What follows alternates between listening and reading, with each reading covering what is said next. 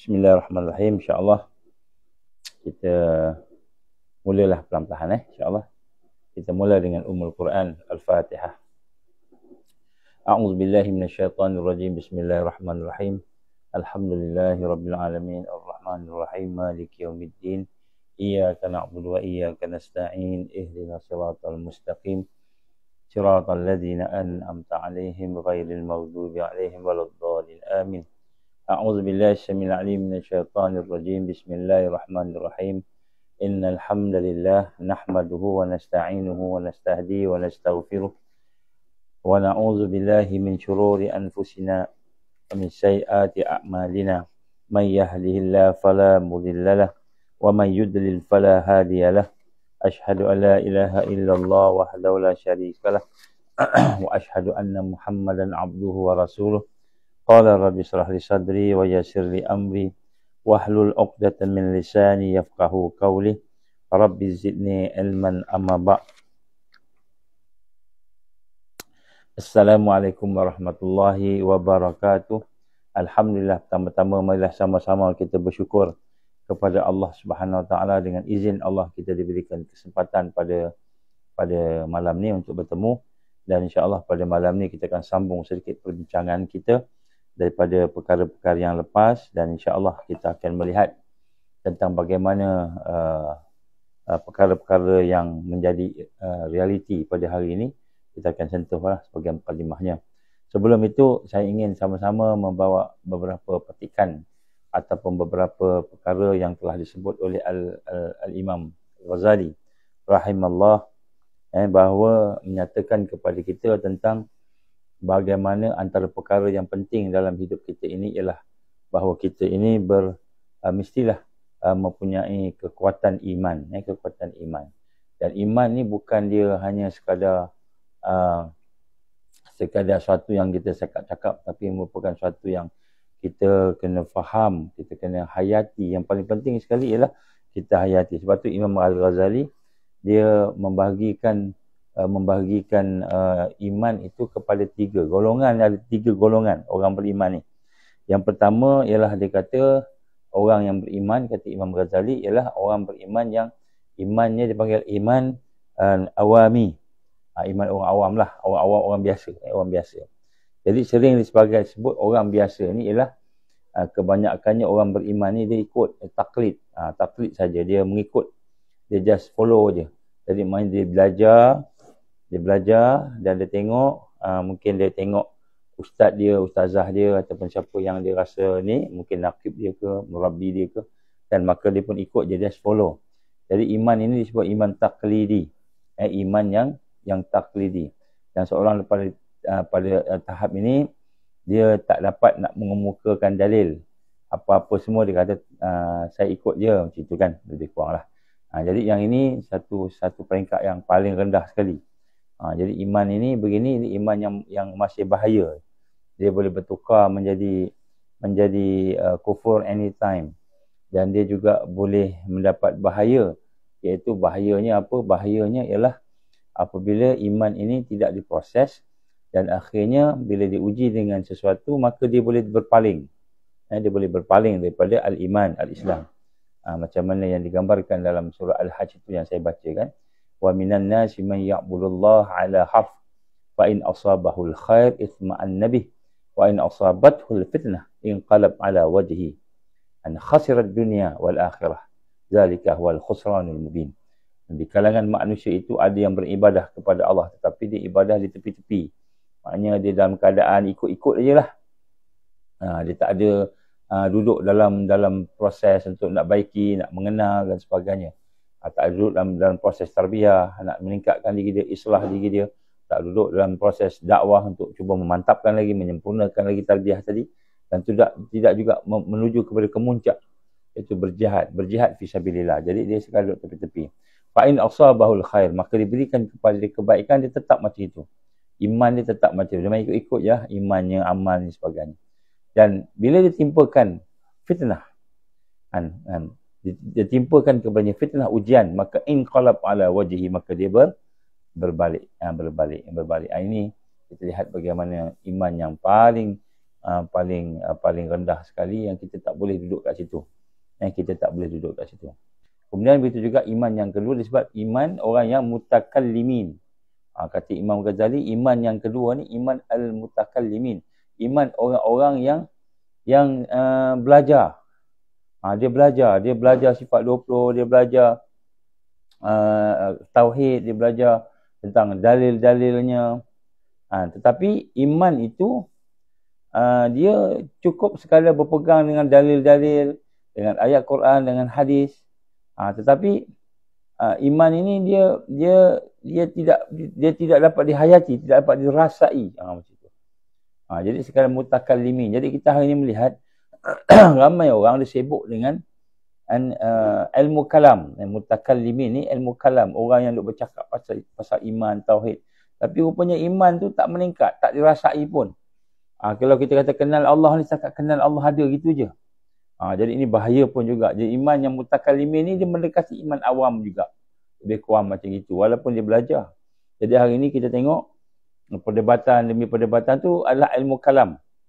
Jadi sebab tu bila kita sibuk dengan perdebatan tentang tauhid, tentang ini, kita berdebat, kita duk sebat, kita lebih kepada dalil-dalil yang kita faham, yang kita nak argue, kita nak berbahas, berdebat. Jadi ini disebut mutakallimin. Ini Imam Ghazali sebut, bukan saya sebut. Jadi Imam Ghazali sebut iman mutakallimin ni dia yang suka berargue, berdebat, argumentatif. Dalil ada, banyak dalil. Dia pergi detail sampailah peringkat mungkin suatu yang tak terfikir kan. Tetapi sekadar ilmu sahaja. Tak sampai kepada apa yang disebut sebagai al-yaqin. Jadi iman yang ketiga inilah iman disebut iman arifin. Iman orang-orang yang mengenal Allah. Yang dalam perjalanan mengenal Allah, mengetahui Allah, memahami. Kita kata tadi tariknya, perjalanannya nak menuju kepada macam mana nak mendapat sampai kepada peringkat hakikatnya, sampai peringkat makrifatnya. Guru saya, salah seorang yang saya tertariklah masa saya belajar sekolah menengah lagi, kan, saya tertarik satu istilah yang disebut kita kena yakin pada Allah, sehingga kan kita mengenal Allah, disebut kita mencapai peringkat makrifat yakiniyah disebut. Masa itulah saya sekolah agama dah masa tu, tapi bila disebut tentang makrifat yakiniyah masa tu saya belajar di MRSM. Kan, makrifat yakiniyah, saya kata istilah ni bila kita dalamkan sikit maka dia sesuatu yang besar. Sebab dia bukan saja tahu, faham dalil, tetapi dia yakin. Dia yakin. Maknanya kita kenal Allah sampai menyentuh hati. Kenal Allah sampai menyentuh hati. Ini iman yang disebut iman orang yang arifin. Iman inilah yang kita nak kena dekati. Sebab kalau iman ini, iman tu sekadar taklid sahaja berdasarkan ikut orang, ataupun berdasarkan kepada dalil-dalil, kita tahu ini, tahu itu, banyak dalil kita hafal. Tetapi iman itu, kan, iman itu tidak masuk ke dalam hati. Tidak duduk dalam hati. Tidak dapat dirasai. Kalau kita kata Allah ni Ar-Rahman, contohnya kan. Kita kenal lah Allah ni Ar-Rahman, Ar-Rahim. Kita pun baca Bismillahirrahmanirrahim. Tapi kita tak dapat rasai Rahmannya Allah. Kasihnya Allah. Sayangnya Allah. Tak boleh rasa. Jadi tak boleh rasa tu maknanya yakin tu tak sampai lagi. Yakin. Bila tak yakin tak sampai, itulah disebut sebagai sekadar mutakallimin. Orang yang sekadar bercakap, berargue, berdebat, berbahas, tapi tak sampai kepada hati. Dan inilah yang digambarkan sebagai sesuatu yang sebenarnya berdasarkan kepada ilmu yang Allah beri kepada kita. Jadi sebab tu kita hari ini melihat sistem pembelajaran kita hari ini, dia menekankan tentang sekular. Jadi sekular ni bukan hanya maksud agama separuh, sains separuh. Itu sebahagian sekular. Tapi sekular ni juga bermaksud apabila kita hanya memahami sesuatu ilmu itu hanya sekadar untuk kita berbincang-bincang. Halawatul fikr. Kita seronok berfikir. Kita seronok berbincang, berdebat, ataupun mungkin kita kata kita hafal dalil dan sebagainya, boleh jawab exam, boleh jawab periksa, tapi tidak sampai kepada roh, tak sampai kepada hati. Jadi maknanya Dan ilmu yang ada pada kita itu tidak sampai di peringkat rasa, merasai. Ini sebenarnya adalah satu sekular juga. Kenapa? Kita pisahkan di antara kehidupan di alam nyata dengan kehidupan di alam spiritual, ruhiyah. Ruhiyah. Kita kata sebagai satu yang yakin. Kita yakin. Jadi inilah antara perkara-perkara yang berlaku pada hari ini juga sekular. Jadi disebut sebagai mutakallimin, orang-orang yang banyak bercakap aja. Tapi dia tak proses hati dia. Hati dia kotor. Dia cakap pasal Allah, dia cakap pasal ma'rifatullah, dia cakap pasal akidah, dia cakap pasal iman. Tetapi hatinya kotor. Hatinya tidak dibersihkan. Dan hatinya tidak diproses supaya meninggalkan yang Allah larang. Jadi sebab tu kalau kita tengok betul-betul, contohnya di dalam amalan tarbiyah Rasul sallallahu alaihi wasallam, setiap peringkat itu dia ada amal dia. Contohnya syariat. Ini syariat ni ialah amal jawarih. Amal-amal yang bersifat anggota yang zahir, jawarih yang nampak kan. Jadi di syariat. Jadi syariat ni kita kena buat. Kenapa? Sebab itulah yang telah diperintahkan oleh Allah. Jadi syariat. Jadi amal jawarih. Amal jawarih. Jadi amal jawarih ni kita kena buat. Dan apa tujuan amal syariat? Kan? Tujuan, apa dia punya objektif amal syariat tadi? Objektif amal syariat yang Allah perintah, yang telah diturunkan kepada Rasulullah SAW, ialah supaya kita membersihkan segala dosa-dosa zahir. Segala keburukan zahir. Sifat yang fujur yang ada dalam zahir kita. Sebab tu mata. Mata. Jadi amal syariat tadi, mata ni, kita kena tundukkan daripada benda yang haram. Kita tak melihat. Walaupun kita kata, aku tengok benda-benda yang tak elok ni, contohnya, tak ada terkesan pun pada aku tak rasa apa-apa. Itu dari sudut kita kata kita cakap. Tapi sebenarnya sudut syariat tak boleh. Kena tundukkan mata. Walaupun kita kata tak ada kesan. Ada kesan. Cumanya kita tak rasa sebab hati kita dah keras. Jadi maknanya amal jawarih ni, amal syariat ini, jadi amalan dia, jadi inti dia. Jadi benda ni semua kita akan detailkan kemudian. Tapi nak sebut kat sini, amal syariat cara umumnya membersihkan segala anggota jawarih, anggota zahir. Amal tarikat pula ialah membersihkan segala anggota hati. Apa kata dosa hati. Jadi amal hakikat pula membersihkan segala perkara yang ada pada roh. Hakikat nak membersihkan roh. Dan amal makrifat tadi ialah nak membersihkan kita sehingga kita benar-benar sampai peringkat mentauhidkan Allah, membersihkan daripada segala bentuk syirik. Jadi setiap satu itu dia ada amalan-amalan dia, dan setiap satu itu adalah merupakan pembersihan. Ya, sebab tu kalau kita iman yang awam, dia tak faham yang ini. Dia tak mencari pun Allah, dia semayang sekadar semayang aja. Dia tak rasa yang dia semayang dia sudah menghadap Allah, rokok ke Allah, sujud ke Allah, dan dia semayang tu sendiri pun. Dia tak rasa yang dia semayang tu pun dengan izin Allah, dengan kehendak Allah, dia tak rasa. Dia tak rasa yang bahawa angkat tangan takbir itu pun rupa-rupanya semua tu daripada Allah. Habis siapa yang sembahyang? Yang sembahyang tu makhluk. Ini makam bakak, makam tinggi kan, makam bakak. Yang sembahyang tu makhluk. Tetapi hakikatnya semua daripada Allah. Begitu. Jadi ini diperlukan kepada perbincangan.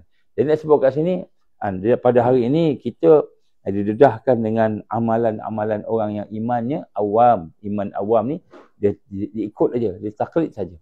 Ataupun amalan iman yang disebut iman mutakallimin. Kita nampak ustaz ni berdebat sekali dah bercakap pasal akidah al-Asy'ariyah lah, al-Maturidiyah lah, akidah salaf lah, apa sebagainya macam-macam lah.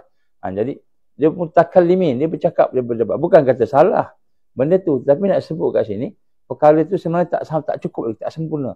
Iman yang sebenarnya iman orang yang arifin, orang yang mendekati mereka yang benar-benar mengenal Allah. Jadi iman arifin ini ialah iman yang mana di situ adanya apa yang digambarkan sebagai apa? Sebagai apa kita kata yakin, namanya rasa.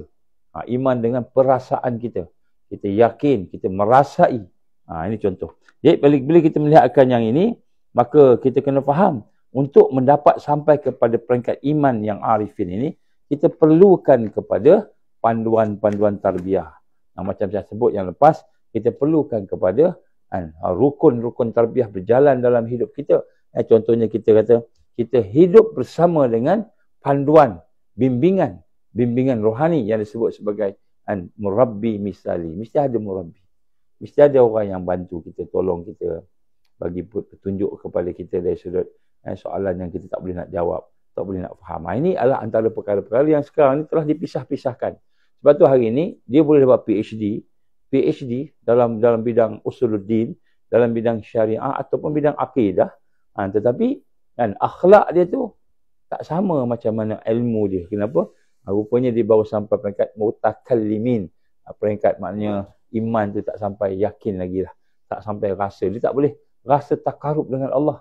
Rasa mukarabah. Takarub tadi. Kita rasa dekat dengan Allah. Ataupun sampai wasil. Itu orang yang meneliti tarbiyah ni, dia akan melihat sampai peringkat kita ni sebenarnya bukan sekadar menjadi mukarrabin, orang yang dekat. Ashabul yamin, orang kanan, orang dekat al-mukarrabin. Macam dalam apa ni kita sebut surah Al-Waqi'ah tu. Tetapi kita kena sampai peringkat wasilin. Dipanggil. Wasilinnya orang yang sampai kepada Allah. Tapi bukanlah maknanya sampai pada Allah ni. Maknanya dia bersifat macam mana yang difahami oleh ramai orang yang kata dia ni bersatu dengan Allah. Dia ada istilah dia. Contoh maksud bersatu tu sendiri, maknanya bersatu dengan Allah bukan mana wahdatul wujud Allah dalam badan dia, bukan macam tu. Sebab mustahil Allah SWT bersatu dengan makhluk. Mana boleh, mustahil kan. Tapi dia ada dia punya konsepnya, prosesnya yang kita kena fahamkan insya-Allah. Dan ini semua adalah merupakan perkara-perkara yang sebenarnya masih jauh kan. Dah jauh daripada kehidupan orang Islam hari ini. Sebab itulah pada hari ini tuan-tuan puan-puan, saya sebenarnya telah mendapat beberapa isyarat daripada sahabat-sahabat kita, daripada beberapa para orang-orang yang alim, dan juga beberapa mereka yang sedang yang mengkaji dan sebagainya lah.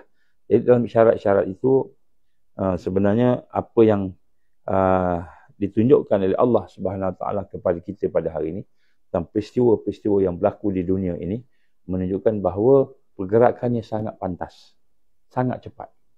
Dia masa kebangkitan sangat, sebab 100 tahun tu dah sampai. Kalau kita tengok 100 tahun Hijriah, ketika jatuhnya Osmaniyah, 1342 Hijriah, 134 kita masih lah, masih 1924, yang terakhir sekali 1924 Masihi. Jadi kita dah sampai dah 2024 Masihi, macam 100 tahun kan. Kemudian kalau kita tengok Hijri pula, pada tahun 1924 tu bersamaan dengan 1342. Jadi 1342, sekarang ni kita dah 1446. Maknanya 1442 itu cukup 100 tahun.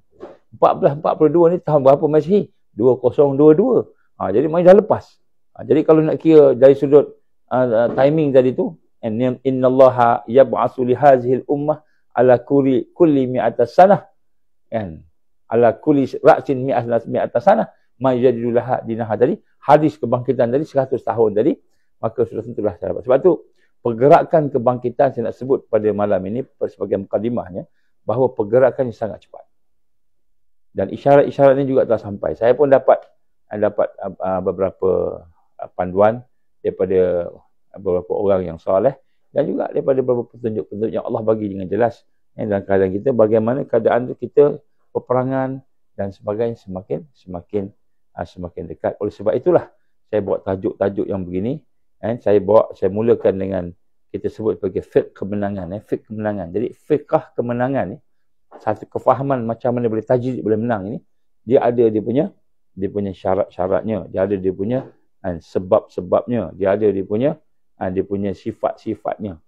Jadi untuk itu maka kita nak kena faham akan hal-hal ini. Sebab tu saya buat tajuk ni, dan kemudian saya nak gabungkan tajuk ini, fiqhun nasr wa tamkin, dia punya bahasa Arab itu, dia sebuah kitab dan juga beberapa kitab lagi saya bergabungkan. Sebenarnya menceritakan tentang kebangkitan, menceritakan tentang kemenangan, dan Allah mentamkinkan, Allah menjadikan kedudukan kita ini, kedudukan Islam ni menang itulah kan. Tapi untuk kita berhadapan dengan kemenangan nasr wa tamkin itu, iaitu Allah memberikan kedudukan sebagai khilafah, maka kita kena faham kita berhadapan dengan Apa yang digambarkan Al-Malhamah Al-Kubra. Jadi banyak tafsiran lah orang sebut pasal Malhamah Kubra ni. Ada yang tahun ni tahun dah buat dah sebagainya, dah mula dah sebagainya. Ada yang menyatakan Malhamah Kubra ni World War III contohnya.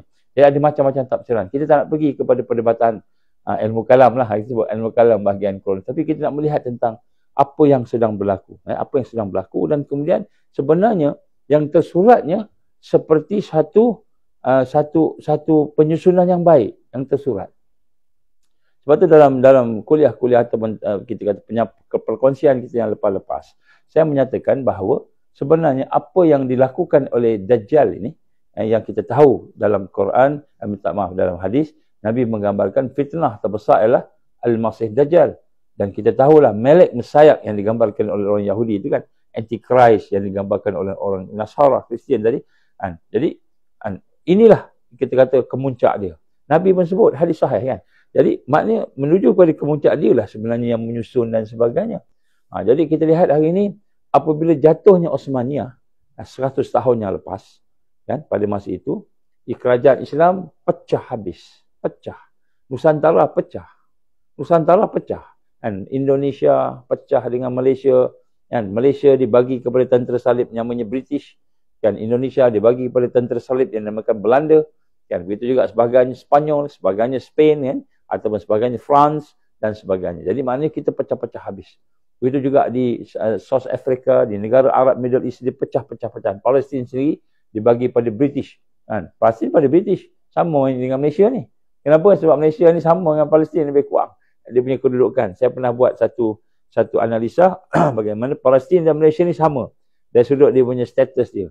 Cumanya kan dia lain, satu kat sana, satu kat sini. Tapi nak sebut sama. Saya ada buat analisa tersebut. Mungkin dah lama lah, banyak tahun dah lepas. Menunjukkan bagaimana Allah susun begitu.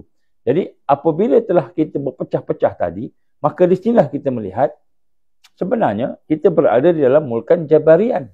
Ataupun digambarkan Nabi SAW, iaitu satu suasana kepimpinan pemerintahan Jabarian, yang diktator. Diktator maknanya satu sistem yang kita tak boleh keluar, tak boleh lari. Tapi Dajjal ini, disebut sebagai Dajjal, Dajjala ni, dia menutup, dia menipu.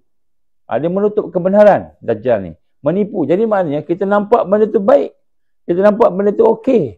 Malahan, kita tak rasa pun berperang. Kita tak rasa kita diserang. Kita tak rasa sebenarnya kita dah mati. Mati apa? Maksud mati ni? Mati ni bukan mati fizikal. Sebahagian ni dah mati fizikal lah. Kena cocok dah mati dah, ada ramai dah kan. Tak ada yang masih hidup ni, kita tak rasa sebenarnya kita dah mati dah.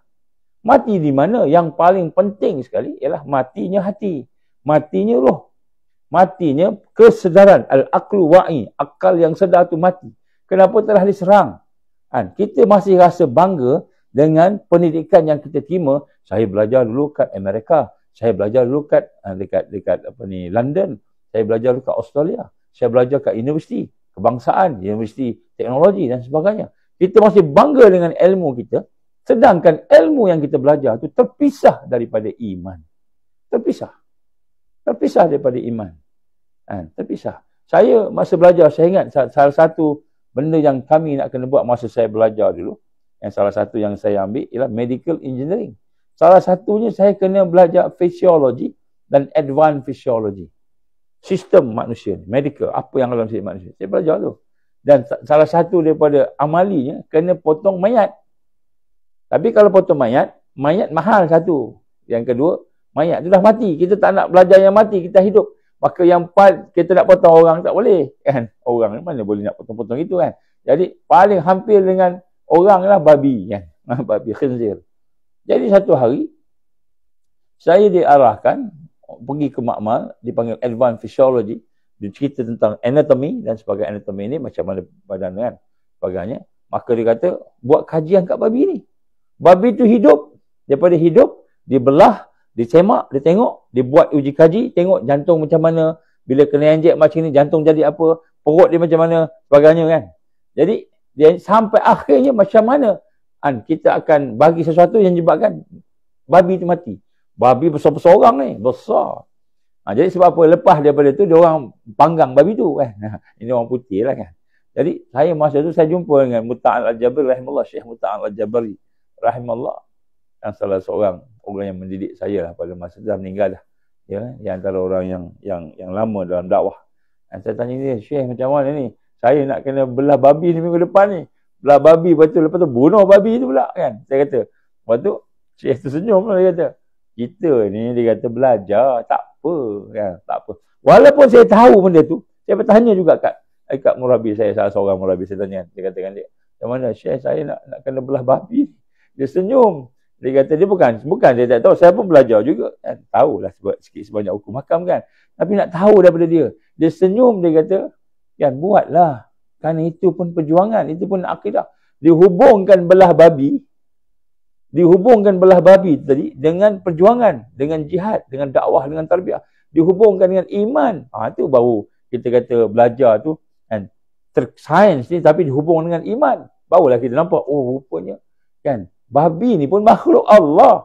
Walaupun geli, siapa tak geli? Orang Melayu kita ni sebut babi tu, dah ni macam-macam. Jadi, saya kena pegang babi kenapa? Jadi, memang pada masa tu, saya pakai baju 2 lapis. Baju yang kat luar tu, tebal, tutup semua sekali kan. Kemudian pakai lagi, dia punya apa yang plastik tu kan. Kemudian pakai sarung lagi, sarung tangan apa semua, tutup semua sekali kan. Habis bedah, habis apa, saya buang, suruh buang. Tak nak tengok dah, baju tu pun saya buang. Tak apa. Babi punya hal. Dia sebut kat sini, pelajaran hari ni, kita belajar medik, belajar fizik, belajar biologi. Kita tak hubungkan dengan iman. Kita tak hubungkan dengan akhirat. Kita tak hubungkan dengan perjuangan, kebangkitan, tajdid. Itu jadi sekular. Begitu juga dengan orang belajar Islam. Belajar Islam sampai peringkat PhD dalam usuluddin, PhD dalam akidah. PhD bukan calang-calang PhD ni. Hebat. Tetapi dia nampak agama aja. Dia tak nampak kan bagaimana agama ini dia bukan teologi semata-mata. Teologi ni apa? Teologi ni maknanya semata-mata teori. Teologi kan. Tetapi agama ni suatu yang perlu diperjuangkan, suatu yang perlu dihidupkan di masa. Jadi akhirnya ustaz ni kita ceramah, kita dengar kan, dengar tapi tak boleh faham. Dengar tapi tak boleh amal. Tak boleh apa yang nak amal tak nampak. Seronok nak amal apa tak tahu. Tak tahu nak amal apa. Ini antara masuk antaranya lah bentuk-bentuk sekularisme yang berlaku. Jadi sistem pendidikan kita sekular, sistem ekonomi kita sekular, sistem sosial kita sekular. Kan? Apa sahaja sistem-sistem yang ada di bawah Mulkan Jabariyah ni, dia berbentuk sekular. Terpisah daripada iman, terpisah daripada akhirat, terpisah daripada kita kata perjuangan dan tajdid. Jadi sehingga akhirnya umat hari ini dia jadi satu umat yang jauh dan lari. Jadi ini sebab tu saya nak bawa sini pada hari ini, nak mulakan mukadimah dan bagaimana kita nak berhadapan dengan kekacauan dan peperangan. Sebenarnya tuan-tuan puan-puan hamba Allah, setelah kita mengkaji, sebenarnya kita kata Summit of the Future yang telah dibuat oleh United Nations, di New York yang lepas 22-23 September yang lepas ini, ialah merupakan satu deklarasi peperangan Malhamah Kubra and final stage. Final stage yang apa maknanya? Final stage yang maknanya fasa terakhir. Dia declare dah fasa terakhir. Sebab tu dia kata bila disebut Summit of the Future kan, dalam saya ada dia punya perbentangan dia, dan saya ada dia punya summary dia punya ringkasan dia, dan saya ada juga dia punya data-data yang dia ada. Dia ada semua, saya tengok kan. Jadi bila saya melihat Summit of the Future yang saya dah sebut setahun lepas, saya sebut dah. Setahun lepas saya cerita dah Summit of the Future ni. Tapi kali ni benda tu dah berlaku, saya cerita lagi sekali. Supaya kita nak melihat rupa-rupanya kan, Summit of the Future, satu artikel yang mereka tulis, United Nations tulis, Summit of the Future, dia kata our common agenda. Our common agenda. Maknanya inilah dia agenda kita. Agenda siapa? Agenda Mulkan Jabarian. Siapa Mulkan Jabarian ni? Di belakangnya orang Yahudi panggil Melek Mesayat. Melek Mesayat. Kalau orang Kristian panggil Antichrist. Kalau orang Islam panggil Al-Masih Dajjal. Ini agenda dia. Ini agenda dia. Dan ini adalah final agenda. Bukan kita kata final fasa yang terakhir. Kenapa saya sebut fasa yang terakhir? Sebab apa yang disentuh di sini, yang pertama sekali, dia sentuh tentang apa yang dia nak buat. Dan kita dapati benda yang dia nak buat ni, semuanya, semua aspek, semua benda. Saya akan cerita, saya akan tunjuk sekali. Dan kemudian, yang kedua, dia telah review semula, ataupun kita kata perbaiki semula, perjanjian yang dinamakan sebagai Pact for the Future. Perjanjian untuk masa depan. Masa depan ni apa? Masa mereka mahu melaksanakan totalitarian, duduk 100% di bawah kepimpinan Al-Masih Dajjal. Ini semua ada tersirat kat sini. Hak tersurat, baik. Hak tersurat semua bagus. Tapi yang tersirat, itu rupanya. Jadi maknanya kita mendapati, rupa-rupanya, dalam masa yang terdekat ini, kita akan berhadapan dengan peperangan-peperangan daripada pelbagai sudut, daripada pelbagai aspek, daripada pelbagai perkara. Jadi peperangan ni bukan hanya peperangan di Palestin. Kita ingat Palestin je perang. Kita ingat yang perang ni di Ukraine aja. Hari ni orang duk cerita. Peperangan dunia ketiga sedang diambang nak jadilah. Kemudian dia kata, tengoklah peperangan Ukraine dengan Rusia. Ukraine belakang dia NATO. NATO ada nuklear Amerika. Dan kemudian Rusia. Rusia pula di belakangnya itu ada nuklear juga. Ada China dan sebagainya. Jadi peperangan ni boleh membawa kepada peperangan nuklear. Betul ke tak betul? Mustahil tak mustahil? Tak mustahil. Tidak mustahil. Okey. Kemudian peperangan di Middle East pun dah berkembang. Kalau dulu Palestin lawan Israel. Orang Arab lawan orang Yahudi. Kalau dulu kan. Sebelum ni kan. Maknanya duduk dengan Gaza. Palestin pun bukan semua Palestin. Gaza je dia attack dengan tebing barat. Kan tempat lain tak ada perang. Dan tempat lain dikontrol semua, 100% dikontrol. Yang ada cuma West Bank dengan Gaza. Tebing barat dengan Gaza yang mereka kontrol. Yang Yahudi kontrol lah. Ataupun yang Yahudi nak kontrol. Kan? Yang lain semua. Maknanya duduk sepatutnya Gaza dan tebing barat di bawah Palestin. Sepatutnya itu perjanjian yang dia setuju. Tapi dia nak kontrol juga, maka berlaku perang. Jadi kita ingat peperangan antara Israel lawan Gaza contohnya. Tetapi rupanya bukan. Sebenarnya ialah peperangan antara sekutu Israel. Israel dan Zionis lah. Dan sekutunya berlawan dengan Gaza. Gaza ni apa? Mukmin yang sadiq, Taifah Mansurah. Dan sekutunya, itu. Sekutunya. Jadi maknanya, siapa yang berjuang untuk tegak tajdid ni, dia tak boleh lari daripada Gaza. Tak boleh lari daripada Masjid Aqsa. Tak boleh. Sebab ini adalah merupakan peperangan yang sekutu tadi. Jadi dulu kita ingat Israel lawan Palestin. Sekarang ni Israel dah pergi ke Lebanon. Lebanon pula tentera kita pun ada kat situ. Kata Menteri Pertahanan kita kata, kalau bahaya kita balik, ambil balik. Saya kata dalam hati saya, apalah buat pengumuman macam tu kan. Orang kita ni berani. Dan orang kita ni, tentera kita ni bersedia. Duduk je lah kat situ, dah nama pun tentera pengaman. Kalau dia buat tak aman, kita lah tugas kita bagi pengaman. Habis nanti kalau berlawan, berlawan tu dah Allah takdirkan berlawan. Macam sekarang lah, orang duk cerita pasal tentera Cina kan. Tentera Cina mula-mula dia kacau kita dekat perairan jauh-jauh. Lepas tu dia masuk ke kawasan perairan Malaysia. Kan, masuk kawasan kita kacau. Tentera kita tengok aja. Dia bully.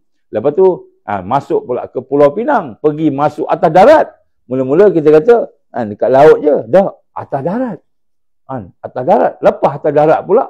Sekarang ni dah pula dekat dalam darat. Bukan tadi darat dah dekat tepi-tepi pulau-pulau gitu kan. Dalam pula. Tak cukup dengan itu, kibar pula bendera Cina. Menjadi isu pula besar dekat parlimen kita. Jadi, apa yang kita buat? Dia kata, kita ni toleransi lah. Tak apalah orang nak kibar bendera Cina tu. Kita kibar bendera Palestin boleh pula. Jadi macam tu. Penakut dan pengecut. Kita kata kepimpinan yang ada pada hari ni tak semualah. Baik. Jadi sebab tu nak sebut kat sini, orang ingat Kan hari ini Palestin lawan Israel. Palestin dah berkembang ke Lebanon. Lebanon kemudian Israel dah berkembang pergi ke Lebanon. Kemudian Israel dah pergi ke bertembung pula dengan Iran. Sebenarnya dia orang nak buat perang ni lama dah, tuan-tuan puan-puan rahmatullah. Lama dah. Lebih pada tahun 2022 dia orang dah nak buat perang dah. Tapi Allah tak izin. Kenapa Allah tak izin? Kerana mereka tak boleh buat apa-apa, Dajjal tak boleh keluar. Maknanya Dajjal ni kita bayangkan raja. Raja dia nak keluar mesti semua dah ready. Kan kalau katakan yang di Pertuan Agong nak pergi ziarah mana? Ziarah rumah kita lah, taman kita lah, ataupun sekolah kita kan. Mesti dah ready dah. Jalannya okey. Kan? Ada bendera, semua bendera Malaysia lah dan sebagainya. Kemudian tandas pun dah dibaiki. Pokok Agong nak buang air, mesti tandas tu kena baiki. Kan? Tandas dah dibaiki. Kan? Tempat makan, meja semua dah betul, sebagainya dah semua siap. Baru Agong datang. Termasuklah keselamatan, baru Agong datang. Jadi Dajjal pun macam tu juga. Dajjal nak keluar, dia bukan keluar dalam keadaan tak bersedia. Dalam keadaan bila dia keluar, semua orang tengok bola sepak, Messi, Ronaldo kan. Jadi Dajjal keluar pada masa tu sebagai seorang yang menyelamat. Sebagai seorang menyelamat, seperti seorang Nabi, Rasul. Datang nak menyelamatkan manusia. Jadi dia datang tu manusia dalam keadaan huru-hara, kacau bilau. Dalam keadaan teruk. Dalam keadaan susah, mungkin kebuluran, mungkin dalam keadaan ekonominya jatuh, mungkin dalam keadaan diboikot, bergaduh, berperang. Jadi maknanya Dajjal keluar tu, manusia semua tengok dia sebagai penyelamat, savior dia panggil. Jadi itu dia punya perkara. Jadi sebab itulah hari ini kan, sebenarnya dia nak buat tahun 2022, saya dah sebut dah sebelum ni. Tetapi oleh kerana Allah tak izin, dia delay, tangguh. Dia tangguh 2024. Dan Allah izin berlakunya Taufan Al-Aqsa, peperangan yang berlaku pada hari ini, Taufan Al-Aqsa, di antara Al-Haq dan Batil. Kita kena tengok, Taufan Al-Aqsa ni bukan antara orang Palestin dengan orang Yahudi, antara orang Arab dengan orang Yahudi, atau orang Palestin dengan orang Israel. Kalau kita nampaklah Taufan Al-Aqsa ni antara orang Palestin dengan orang Israel, orang Yahudi dengan orang Arab, maka kita masih buta dalam memahami wakat realiti semasa dunia. Kita nampak Palestin lawan Israel, kita buta lagi. Paling kurang kita tahu kan, contohnya kan, bila dah serang, tiba-tiba tak boleh nak kalahkan, Amerika masuk, hantar 1,000 tentera dia. Britain, komando daripada British masuk, komando daripada France masuk, Jerman masuk, nak bantu, nak habiskan kita kata Taifah tadi. Ini bukan peperangan antara Israel dengan Palestin. Dah. Ini peperangan antara sekutu Israel, iaitu Al-Masih Dajjal yang ketuanya, dengan Al-Muslim Al-Mu'min As-Sadiq Taifah Mansurah. La tazalu Taifah min ummati zahirina 'alal haq. Tidak akan sekali-kali tiada ataupun sentiasa ada dari kalangan umat aku ni Taifah, satu kelompok yang akan diberikan zahirin, yang akan diberikan kemenangan oleh Allah Ta'ala alal haq, bersama dengan kebenaran, al-haq. Jadi sekarang ni sebenarnya siapa yang tak bersama dengan al-haq, ini Taufan Al-Aqsa ni, maka sebenarnya dia keliru, dia masih tertipu, kena tipu lagi. Dia ingat ni Iran lawan Israel ke? Dia ingat Israel lawan Lebanon ke? Dia ada al-haq wal batil. Al-haq wal batil. Dan kita hari ini tak nampak. Kenapa tak nampak? Itulah sebut tadi. Kita masih dalam arus. Kita masih belajar sekular. Kita masih ambil yang liberal. Kita masih ambil yang pluralisme. Dan sebagainya. Sehingga menyebabkan kita tak nampak benda ni. Ni saya nak sebut malam ni. Jadi rupa-rupanya perancangan-perancangan jahat mereka sudah menuju kepada kemuncak. Bila menuju kemuncak, maka kita akan berhadapan dengan kekacauan yang kemuncak. Kekacauan yang kemuncak, kita akan berhadapan dengan berbagai perkara yang kita tak pernah terfikir sebelum ni. Tak pernah terfikir. Tak pernah terfikir. Jadi inilah antara perkara-perkara. Sebab tu saya nak bacakan sikit lah. Sebagai mukadimah. Ini mukadimah pun aku apa dah ni? 10 lebih dah. Baik. Saya sebut Sebenarnya hakikat Summit of the Future yang telah dilaksanakan di New York pada 20-23 September yang lepas oleh United Nations tu, dia bukan hanya sekadar satu sidang kemuncak yang sama macam dulu-dulu yang biasa-biasa je. Tapi sidang kemuncak ini ialah untuk membina satu keadaan di mana akan berlakunya perkara-perkara yang darurat seluruh dunia. Darurat seluruh dunia. Jadi bila berlaku darurat seluruh dunia, maka apa yang akan berlaku? Mereka telah mengeluarkan satu janji, iaitu disebut Pact for the Future, perjanjian untuk masa depan, dan untuk menerima agenda Al-Malik Messiah Al-Masih Dajjal. Agenda mereka lah. Macam itu. Jadi, ini adalah proposal. Jadi, saya bacakan apakah perkara. Kita tengok bacaan mereka. Sebelum saya baca hari ini, saya nak baca satu benda yang Allah pesan kat kita. A'udzubillahi minasyaitonirrajim. Wa minan nasi man yaqulu amanna billah wa bil yaumil akhir wa ma hum bimu'minin. Yukhadi'una Allah walladzina amanu wa ma yakhda'una illa anfusahum wa ma yash'urun. Ila akhir. Ini suratul Baqarah. Allah kata apa?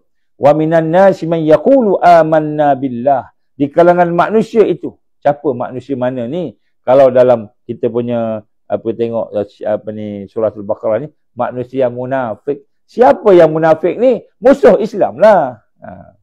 Sebab tu kan fitnah yang digambarkan, fitnah yang paling besar sekali, fitnah ad-duhaima, fitnah gelap gelita, kan akhirnya akan orang Islam ni akan pecah dua kelompok. Satu kelompok yang beriman, sikit pun tidak ada munafik. Kedua, kelompok yang munafik, sikit pun tak ada iman. Sikit pun tak ada iman. Jadi maknanya Allah gambarkan ni, kan, siapa wa minan nas ni? Di kalangan manusia ada yang menyatakan bahawa mereka itu beriman pada Allah, beriman pada hari akhirat. Wa ma hum bimu'minin. Allah kata, tapi sebenarnya mereka tidak beriman. Itu yang tersurat. Ini munafik. Yang tersirat apa dia? Musuh Islam, bila dia bercakap, dia cakap terbalik. Dia kata beriman, tapi rupanya tak beriman. Dia kata kami nak buat satu keamanan, nak buat satu keselamatan, tapi sebenarnya maksud dia sebalik. Terbaliklah, terbalik. Bukan sebalik, terbalik. Jadi ini yang kita nak faham. Kenapa? Kerana mereka mahu menipu Allah, mereka mahu menipu orang beriman. Tetapi sebenarnya mereka menipu diri mereka sendiri, sedangkan mereka tak sedar, tak perasan. Dia tak rasa pun dia kena tipu. Dia tipu, dia ingat dia tipu Allah. Allah maha mengetahui. Dia ingat dia boleh tipu mukmin. Orang beriman yang akidahnya bersih, yang akidahnya kuat, yang akidahnya hidup, maka dia tidak akan ditipu. Kenapa? Kerana Allah akan bantu dia. Dia akan dapat min ladunna ilma. Allah akan bagi ilmu pada dia. Jadi ilmu yang kita dapat ni, Allah bagi ni. Bukan dapat daripada kita baca surat khabar biasa. Memang tak dapat. Kita baca surat khabar, tak dapat, tak nampak. Kita baca, tengok berita, tengok Google, tak nampak.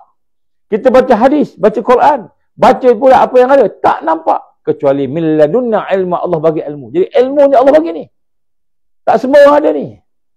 Kan? Dan kemudian bukan saja Allah bagi ilmu tentang perancangan mereka yang nak buat peperangan sebagainya, tetapi Allah Subhanahu Wa Taala memberikan juga ilmu macam mana nak solve, nak selesaikan, nak berhadapan dengan kekuatan tadi. Ini yang saya nak bawa bincang ni. Pada malam ni. Baik, kita tengok dulu apa dia orang cakap. Apa dia orang cakap. Dia kata apa? Dia kata yang pertama sekali, dia kata kan, Summit of the Future, our common agenda. Jadi Summit of the Future ni adalah agenda kita yang common. Minta maaf no, saya cakap ni benda yang tersirat. Yang tersirat. Kenapa kita cakap yang tersirat supaya kita cerdik. Supaya cerdik. Saya telah diberi peringatan oleh kawan-kawan juga. Kawan-kawan yang special lah. Dia kata apa? Ustaz, dia kata, tolong cakap keras sikit. Cakap keras sikit. Apa maksud keras sikit ni kan? Cakap kasar ke? Bukan. Cakap keras ni bagi jelas. Bagi jelas supaya lebih ramai orang faham. Jangan takut Allah ada. Disebut. Jangan takut Allah ada. Cakaplah, jangan simpan-simpan. Ada orang kata kalau tak ni nanti kan kena bunuh, kena apa sebagainya. Tuan-tuan, kan, nyawa kita Allah pegang. Kalaulah ada orang yang apa namanya membunuh, menangkap, menzalim sebagainya, itu semua biiznillah, dengan izin Allah. Maka jangan takut, kata dia. Jangan takut. Saya kata alhamdulillah, benda ni memang saya dah buat dulu dah. Cumanya dia kata lebih keras lagi. Keras macam mana? Hari ni saya cerita tentang Summit of the Future. Ini merupakan dia punya perancangan dia yang kita kena tahu, dan tahu pula. Yang penting bukan tahu yang ni. Yang penting ialah kita tahu sebenarnya apa nak buat, macam mana nak buat. Apa dia, bagaimana dia. Dan kemudian apa dia sumber-sumber kekuatan. Kita nak berdepan dengan ni. Apa kekuatan kita yang Allah bagi. Ini semua kita nak. Tapi sebahagian besar daripada apa yang saya sebut sini, tak boleh cakap kat FB. Kena jumpa. Kenapa? Kerana dia sebagai strategi. Dan dia sebagai perkara yang dicakap secara talaki, supaya bila kita cakap talaki, ada soalan boleh jawab terus. Kalau macam ni ada orang soalan, bukan saya baca. Bukan saya baca apa mesej-mesej tuan-tuan ni. Lalu kadang-kadang terlintas saya tengok, adalah saya nampak. Tapi saya tak. Bukannya saya baca nak respon.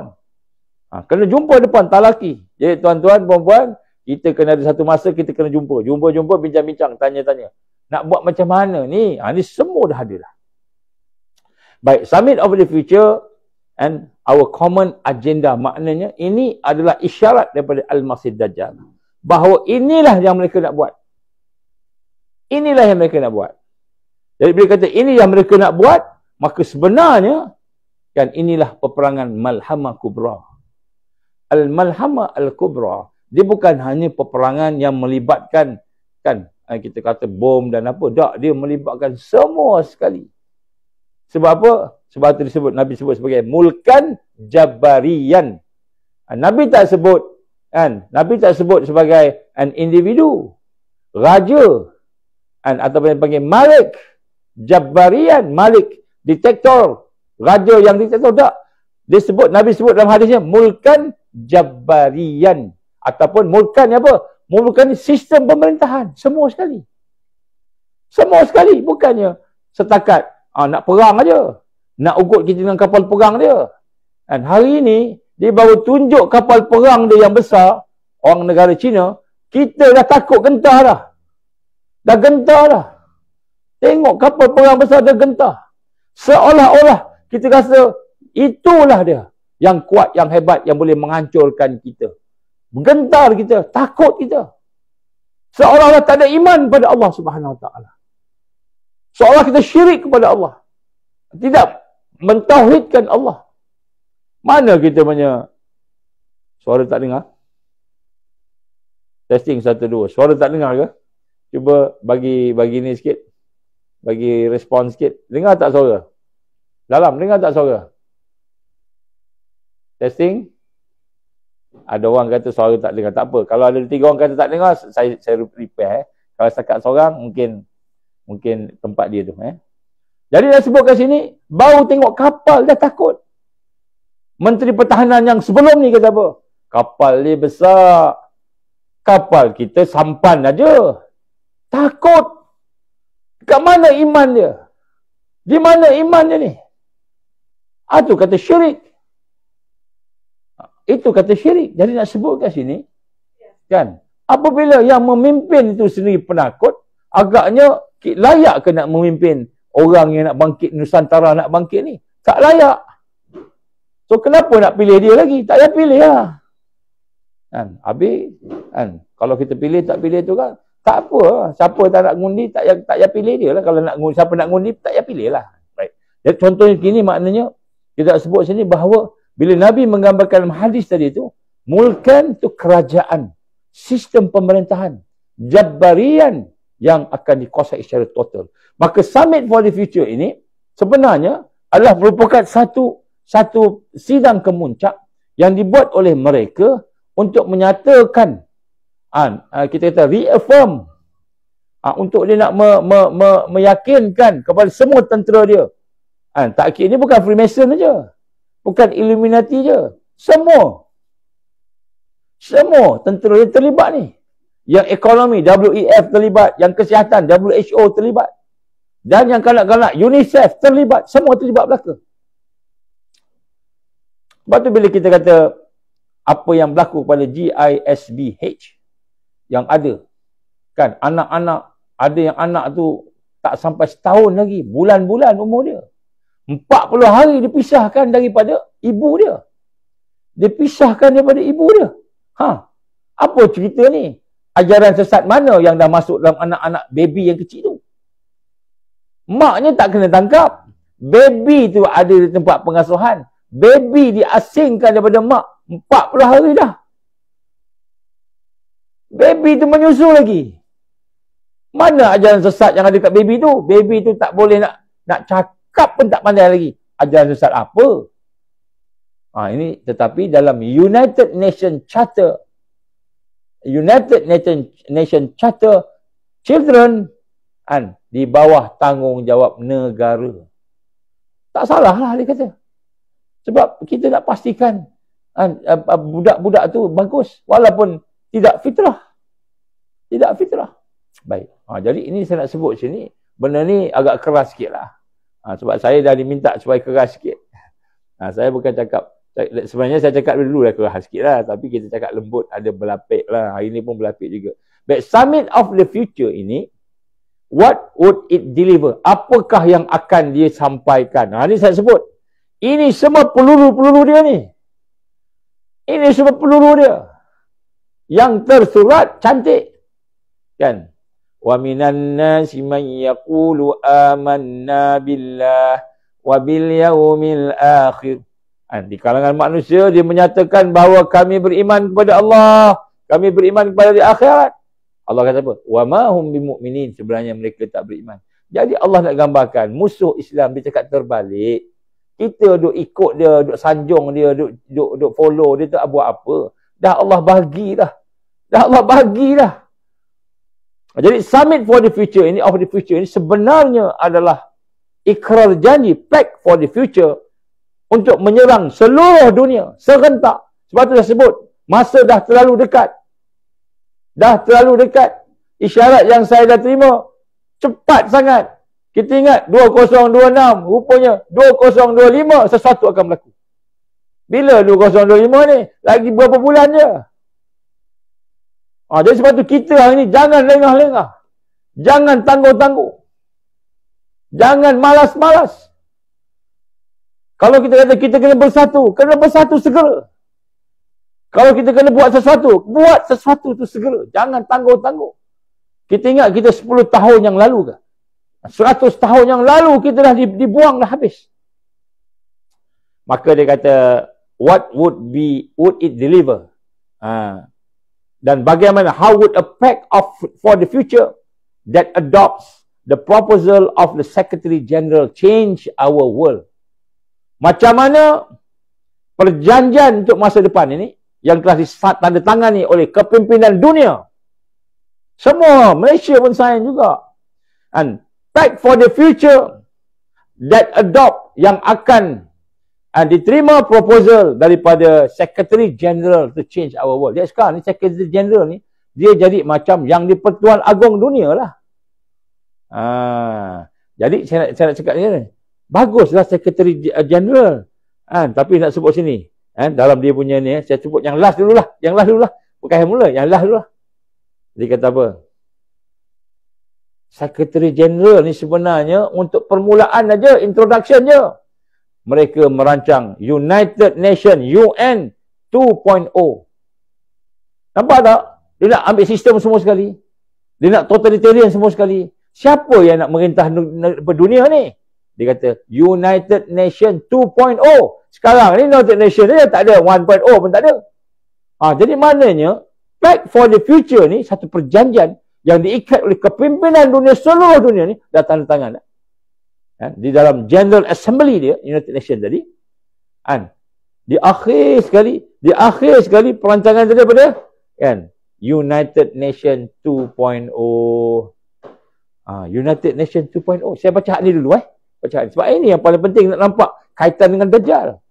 Jadi dia kata the United Nations system is better able to support member state including the above changes. Semua yang dia dah nak ubah tadi, saya akan baca dah. Sama ada cultural, budaya ni termasuk agama lah. And skill, kemahiran, transformation in United System entitled United Nation 2.0. Semua sistem yang ada dalam satu dunia. Kuat orang Gaza perang. Orang Gaza kat sini perang kan.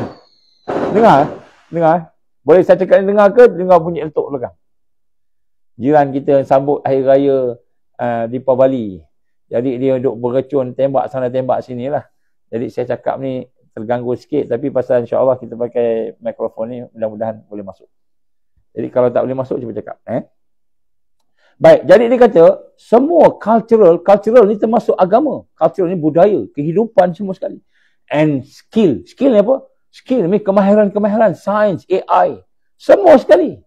Kan? Transformation akan ditransformkan di dalam United System and United Nation punya sistem ataupun sistem United Nation yang diberi nama UN 2.0. And it's about upgraded expertise. Dia kata untuk kita nak memperbaiki lagi kepakaran and innovation and data, digital, foresight dan sebagainya semua sekali. Jadi maknanya tuan-tuan, puan-puan, sahabat-sahabat sekalian, saya nak nyatakan di sini sebenarnya agenda mereka, tujuan dia buat sidang kemuncak ini ialah untuk memastikan semua kepimpinan dunia, semua negara yang ada bersama dia menyokong untuk pelaksanaan United Nation 2.0. Apa benda United Nation 2.0? Yang tersurat, dia dah sebut dah, saya dah bacakan sikit tadi kan.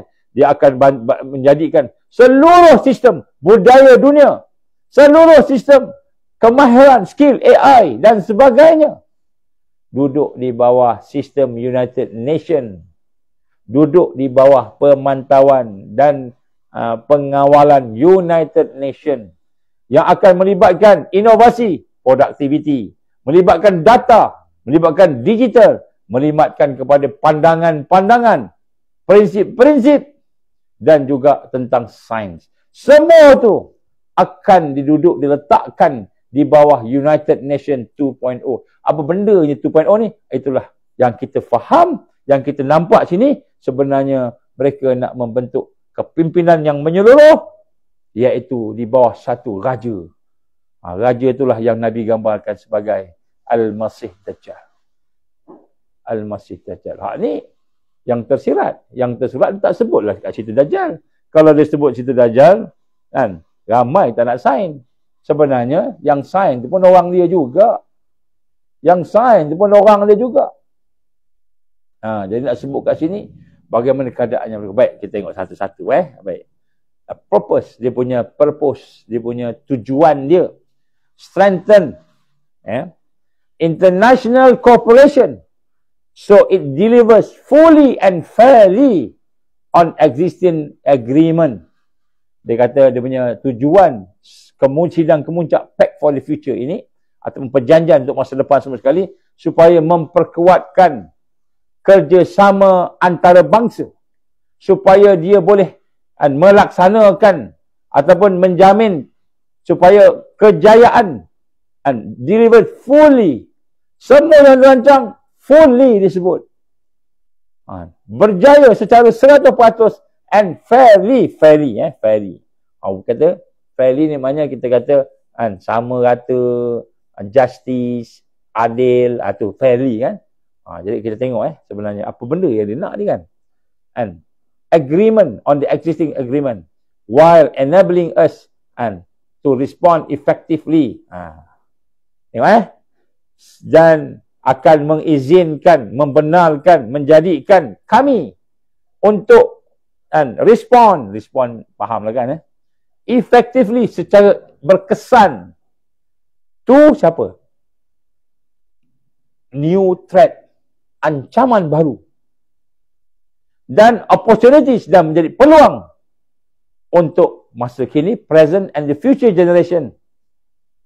Jadi dia kata dia punya purpose dia supaya satu dunia bergabung, Satu dunia bekerjasama, satu dunia berjanji supaya apa sahaja yang kita rancang di sini akan dapat dilaksanakan dengan berjaya, dan kemudian apa sahaja yang dibuat di sini akan dapat menghalang to the new threat. To the new threat. Maknanya ancaman yang baru.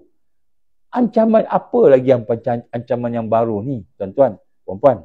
Sebenarnya yang dimaksudkan di sini ialah kebangkitan. Jadi yang dimaksudkan dengan ancaman itu sebenarnya adalah kebangkitan. Iaitu orang beriman bersatu. Kalau sebelum ni, kan, bila Palestin perang, Palestinnya perang. Dan adalah orang-orang tolong-tolong sana bagi duit. Kita macam kita bagi makan, bagi buah, bagi ubat-ubat, bolehlah. Ataupun orang Afghanistan perang, kemudian datanglah mujahidin, sebahagian-sebahagian datang. Bukan beriman. Orang biasa, askar biasa, tapi memang nak berjuang lah. Bukan semestinya orang beriman. Bila Bosnia berperang pun sama juga, mujahidin mula masuk. Tetapi yang dimaksud dengan new threat di sini ialah apabila yang bergabung itu, yang bersatu itu, sebagaimana digambarkan oleh Rasulullah SAW, bahawa kelompok taifah, kelompok yang beriman, yang mukmin, sedikit pun tidak ada nifak. Maksudnya orang beriman satu dunia ni.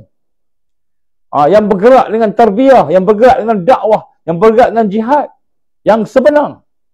Dengan kepimpinan yang soleh, ulama-ulama yang soleh. Orang yang bertakwa ini bersatu. Ini new threat.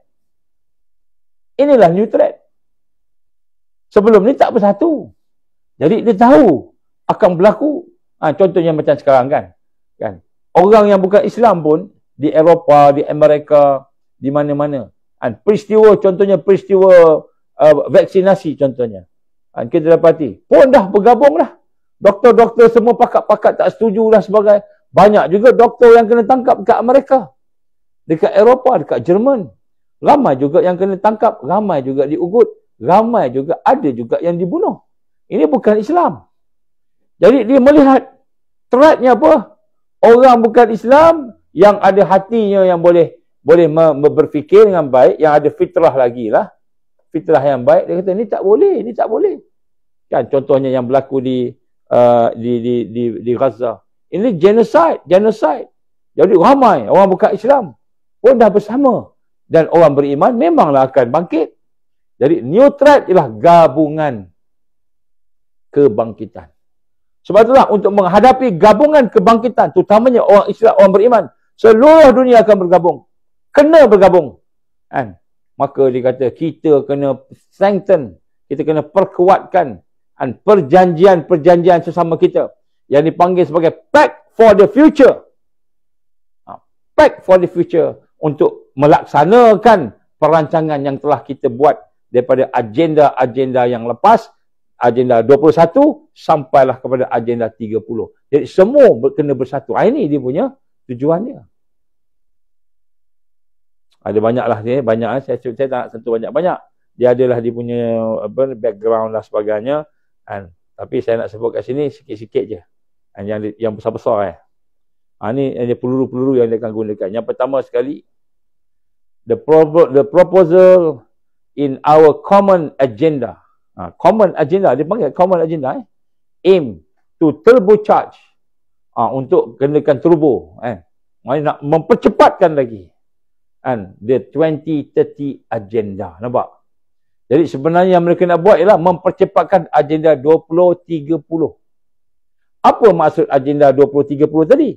Agenda 2030 ialah total control all over the world. Pada masa tu contohnya, pada masa tu agama bukan lagi kan agama, tapi one world religion. United World Religion, satu agama yang digabungkan. Jadi 2030 ni tak ada dah agama Islam apa semua. Kamu nak pilih Islam ke? Pilihlah. Kamu nak pilih Hindu ke? Pilihlah. Kamu nak pilih apa namanya Kristian ke? Pilihlah, tak apa. Tapi semua kena duduk di bawah one world religion. Agama-agama satu dunia yang bersatu. Model macam mana? Model macam dekat Indonesia lah. Dia ada menteri-menteri, dia ada menteri agama-agama. Kalau kita ada menteri agama je. Dia ada menteri agama-agama. Boleh terima semua. Kristian boleh kahwin dengan Buddhis boleh kahwin dengan Islam. Kan? Yahudi boleh kahwin dengan Hindu. Contohnya kan. Ni contoh buat kahwin. Kemudian baru-baru ni pula kes LGBT. Kan? Dia siap cakap lagi. Hidup di Malaysia ni susah lah. Untuk gay-gay ni. Kan? Saya daripada Malaysia sekian-sekian tak tahulah menang tak menang yang jadi Ratu Cantik tu kan. Ratu Cantik ke apa ni pondan cantik kan. Baik, jadi dia kata proposal ini untuk apa? Untuk turbocharge, untuk bagi satu desakan, lonjakan turbo untuk agenda 2030. Jadi maknanya apa yang mereka buatnya fasa akhir sebelum berjayanya agenda 2030, total control. Total control. Tuan-tuan mati Allah, apa maknanya? Mereka nak kontrol semua. Kalau human, bukan lagi manusia, human. Dia ada transhuman, dia ada posthuman. Dia ada cyclonite. Cyclonite ni apa? Hati islah baru pula. Bukan cyclonite, clonite. Cuba cari perkataan clonite.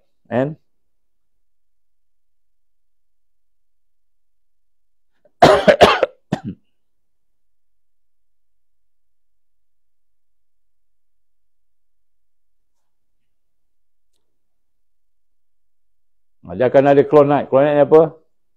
Macam mana kata Tesla. Dia dah berjaya menjadikan manusia ini manusia yang klon. Dan sekarang ni sudah ada banyak anak-anak yang klon.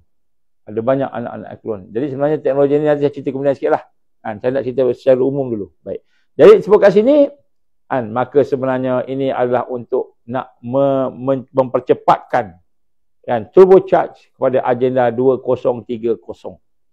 Dan secara spesifik idea ini adalah untuk kita fokus kepada on the how. Macam mana nak buat. How of global cooperation.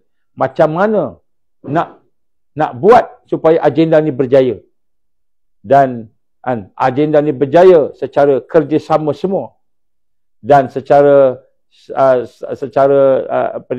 tuntasnya, daripada how nak bincang macam nak buat, itu kerjasama tadi, undang-undang IHR kalau kesihatan, undang-undang ekonominya, undang-undang sosial dan sebagainya. Kemudian lepas daripada itu untuk deliver untuk menjadikan apa yang kita apa yang kita nak. Apa yang kita nak.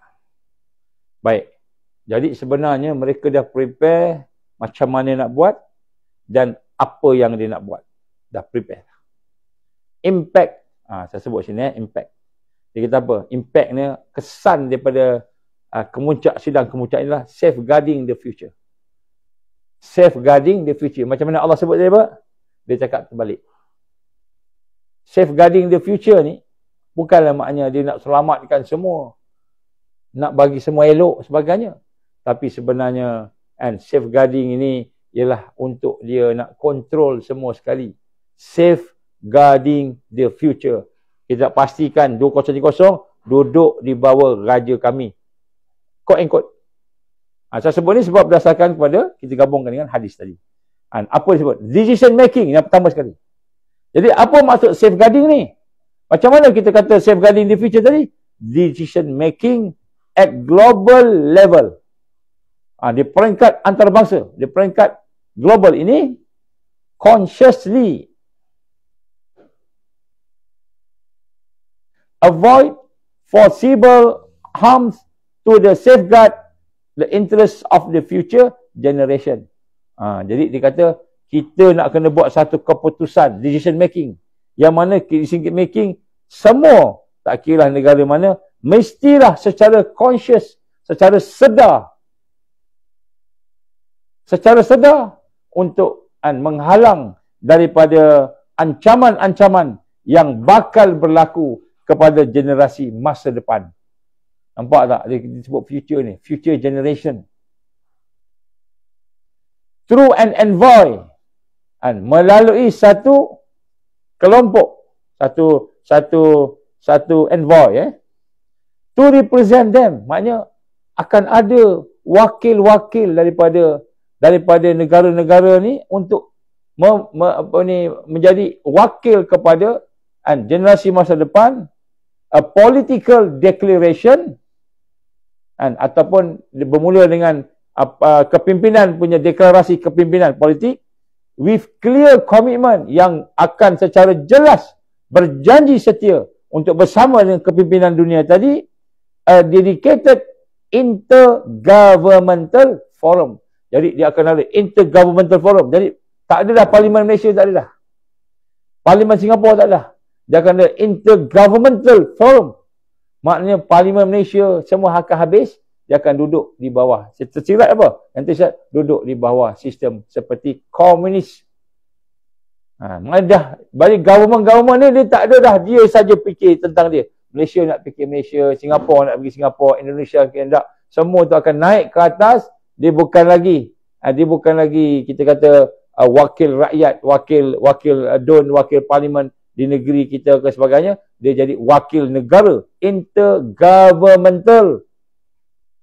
Akan jadi wakil negara, satu forum untuk membincangkan, to debate progress and better use of the foresight data and science. Foresight untuk perkara-perkara yang pandangan yang luas, yang jauh tentang data dan juga tentang sains. To evaluate the future impact of policies and action. Jadi dia kata apa? Nombor satu, impact dia akan wujud satu intergovernmental forum yang mana akan buat keputusan untuk polisi, bukan untuk negara dia, tapi untuk seluruh dunia. Jadi bila dah ada intergovernmental forum, maknanya bukan lagi Parlimen Malaysia, Parlimen Singapura, semua dah intergovernmental di peringkat dunia tadi. Siapa jadi ketua tadi? Soalan ni kan. Siapa jadi ketua? Kalau kat sini Parlimen kita Tan Sri Johari kot, yang sekarang jadi yang di-Pertua kan. Siapa ketua atas tu?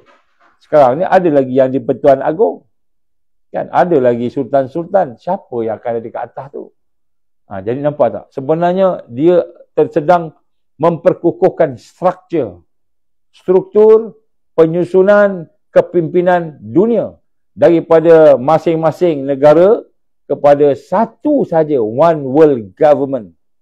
One world government. Ni nombor satu. Nampak tak? Pact for the future ni bahaya tak bahaya? Untuk kedaulatan negara. Dari sudut kedaulatan negara lah, siapa orang-orang yang melihat negara. Jadi sebenarnya, dia membentuk satu kepimpinan struktur yang baru. Itu sebab tu saya kata, inilah kan fasa akhir Malhamah Kubra. Kita sedang masuk fasa akhir ni. Bukan sedang masuk, dah masuk dah pun. Malaysia dah sign dah. Dah masuk dah pun. Sebab tu kalau kita nak kaitkan IHR, International Health Regulation, IHR, dan Akta 342 KKM dekat Malaysia ni, yang diluluskan dengan cara yang paling licik.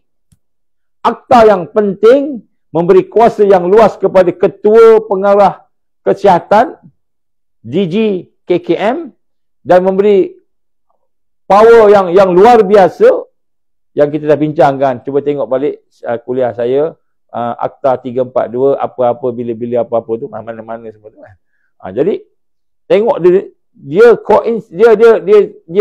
sinergi kan dengan IHR besok di bawah Secretary General of United Nations, dan maknanya benda telah dah turun ke lokal. Sekarang ni dia akan implementkan. Jadi bila nak implement ni?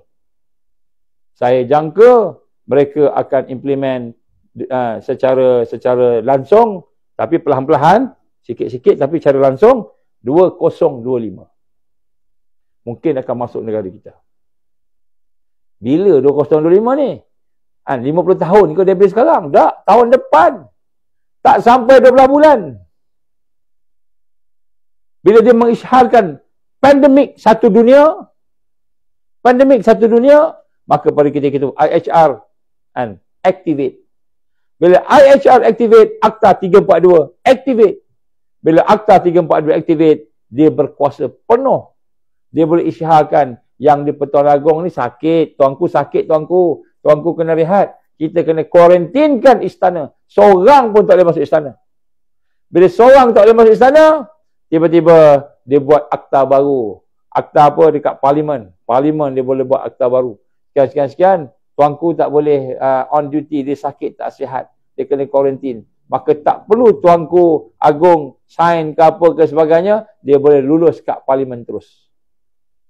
Kalau dia nak buat, dia boleh buat. Sebab tu Lim Kit Siang cakap apa? Tak payah ikut perlembagaan dah. Sebab dia nampak benda ni. Lim Kit Siang ni cerdik. Sebab dia pun sebahagian daripada mereka. Dia cakap, dah nampak dah. Tak payah ikut perlembagaan dah. Tak payah. Kita marah-marah dia. Apalah cakap macam ini kan. Dah memang benda ni sedang berjalan. Kita yang bodoh tak tahu. Kita yang tak perasan. Jadi impact yang pertama sekali daripada Summit of the Future yang telah berlaku baru ini ialah untuk restructure balik kepimpinan dunia. Untuk menstrukturkan semula kepimpinan dunia yang akan dipimpin oleh raja mereka yang mereka panggil, kalau Yahudi panggil Malik Messiah, kalau Nasara panggil Antichrist, kalau kita panggil Al-Masih Dajjal. Siapa dia? Tunggulah nanti.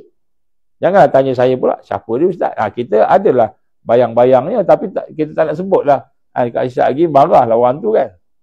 Dia boleh menyamar, dia boleh ganti. Contohnya dia kata, kita nak Prince Henry sebagai the next leader of the world. Katakan kan. Prince Henry nampak okey sebagainya. Dia boleh ganti. Dia boleh clone ke Prince Henry, dia boleh buat. Dia nak siapa? Dia nak Anwar Ibrahim. Jadi dia nak masuk jadi Dajjal kat sini sebab tengok sini nak bangkit teruk hebat sangat ni. Kita kena ambil Perdana Menteri Malaysia. Dia boleh clone, boleh masuk. Anwar Ibrahim dia boleh bunuh macam itu je. Kalau dia nak, itu semua. Benda dia boleh buat. Nak tunjukkan bagaimana pengaruh dia, kekuatan dia. Kita pula, bila saya cerita macam ni, janganlah takut. Saya bukan nak takut-takutkan. Saya nak nyatakan di sini bahawa tidak ada siapa yang lebih hebat daripada Allah. La haula wa la quwwata illa billah. Saya sebut ini. Tapi saya nak sebut perancangan mereka. Maksudnya Malhamah Kubrah dah mula dah. Sebab tu Nabi sebut sebagai Mulkan Jabarian. Jadi kita ingat Malhamah Kubrah ni perang. Perang ni sebahagian sahaja.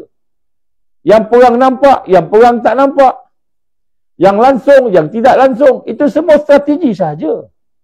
Sebab tu dipanggil sebagai secret war.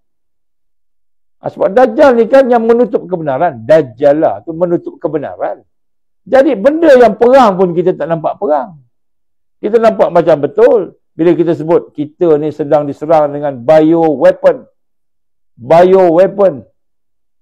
Seorang pun tak ambil kisah daripada kalangan mereka yang biologi ni.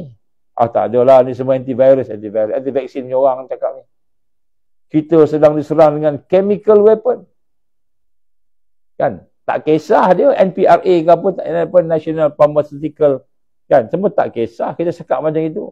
Bukan saya cakap ni. Orang yang cakap ni, orang yang pakar-pakar ni. Saya cuma sampaikan je. Kita ada bioweapon ni. Apa salahnya kita siasat? Betul ke kita kena serang ni? Kalau ikut logik, betul. Kan? Tengok statistik. Ketika program imunisasi sedang memuncak, ketika itulah kematian pun memuncak. Cuba cek data. Data tu daripada data kerajaan kita juga. Baik. Okey, yang pertama, mereka nak restructure the whole kepimpinan dunia ni. Yang akan, bukan lagi parlimen-parlimen, itu panggil intergovernmental forum. Yang akan menjadi syura kepada dunia, yang akan menceritakan apa yang patut dibuat polisinya, tindakannya dan untuk masa depan. Dan kemudian akan dipimpin oleh seorang pengurusi. Sekarang dipanggil Secretary General. Lepas United Nations 2.0, mungkin bukan Secretary General lah. Mungkin dipanggil King. Mungkin dipanggil Raja. Wallahu a'lam. Baik, yang kedua, apa impact ni? Saya sebut impact ni. Ni disebut ni. Ni dalam nota yang dia buat, yang United Nations buat. Proposal oleh Secretary General United Nations. Okey, yang kedua, managing global shock. Apa maksud ni? Yang kedua, dia menggambarkan kepada kita bahawa kenapa kena buat macam ni. Sebab satu dunia akan mengalami keadaan darurat, keadaan emergency, shock. Akan mengalami gempa bumi lah, mengalami pandemik lah. Bismillah.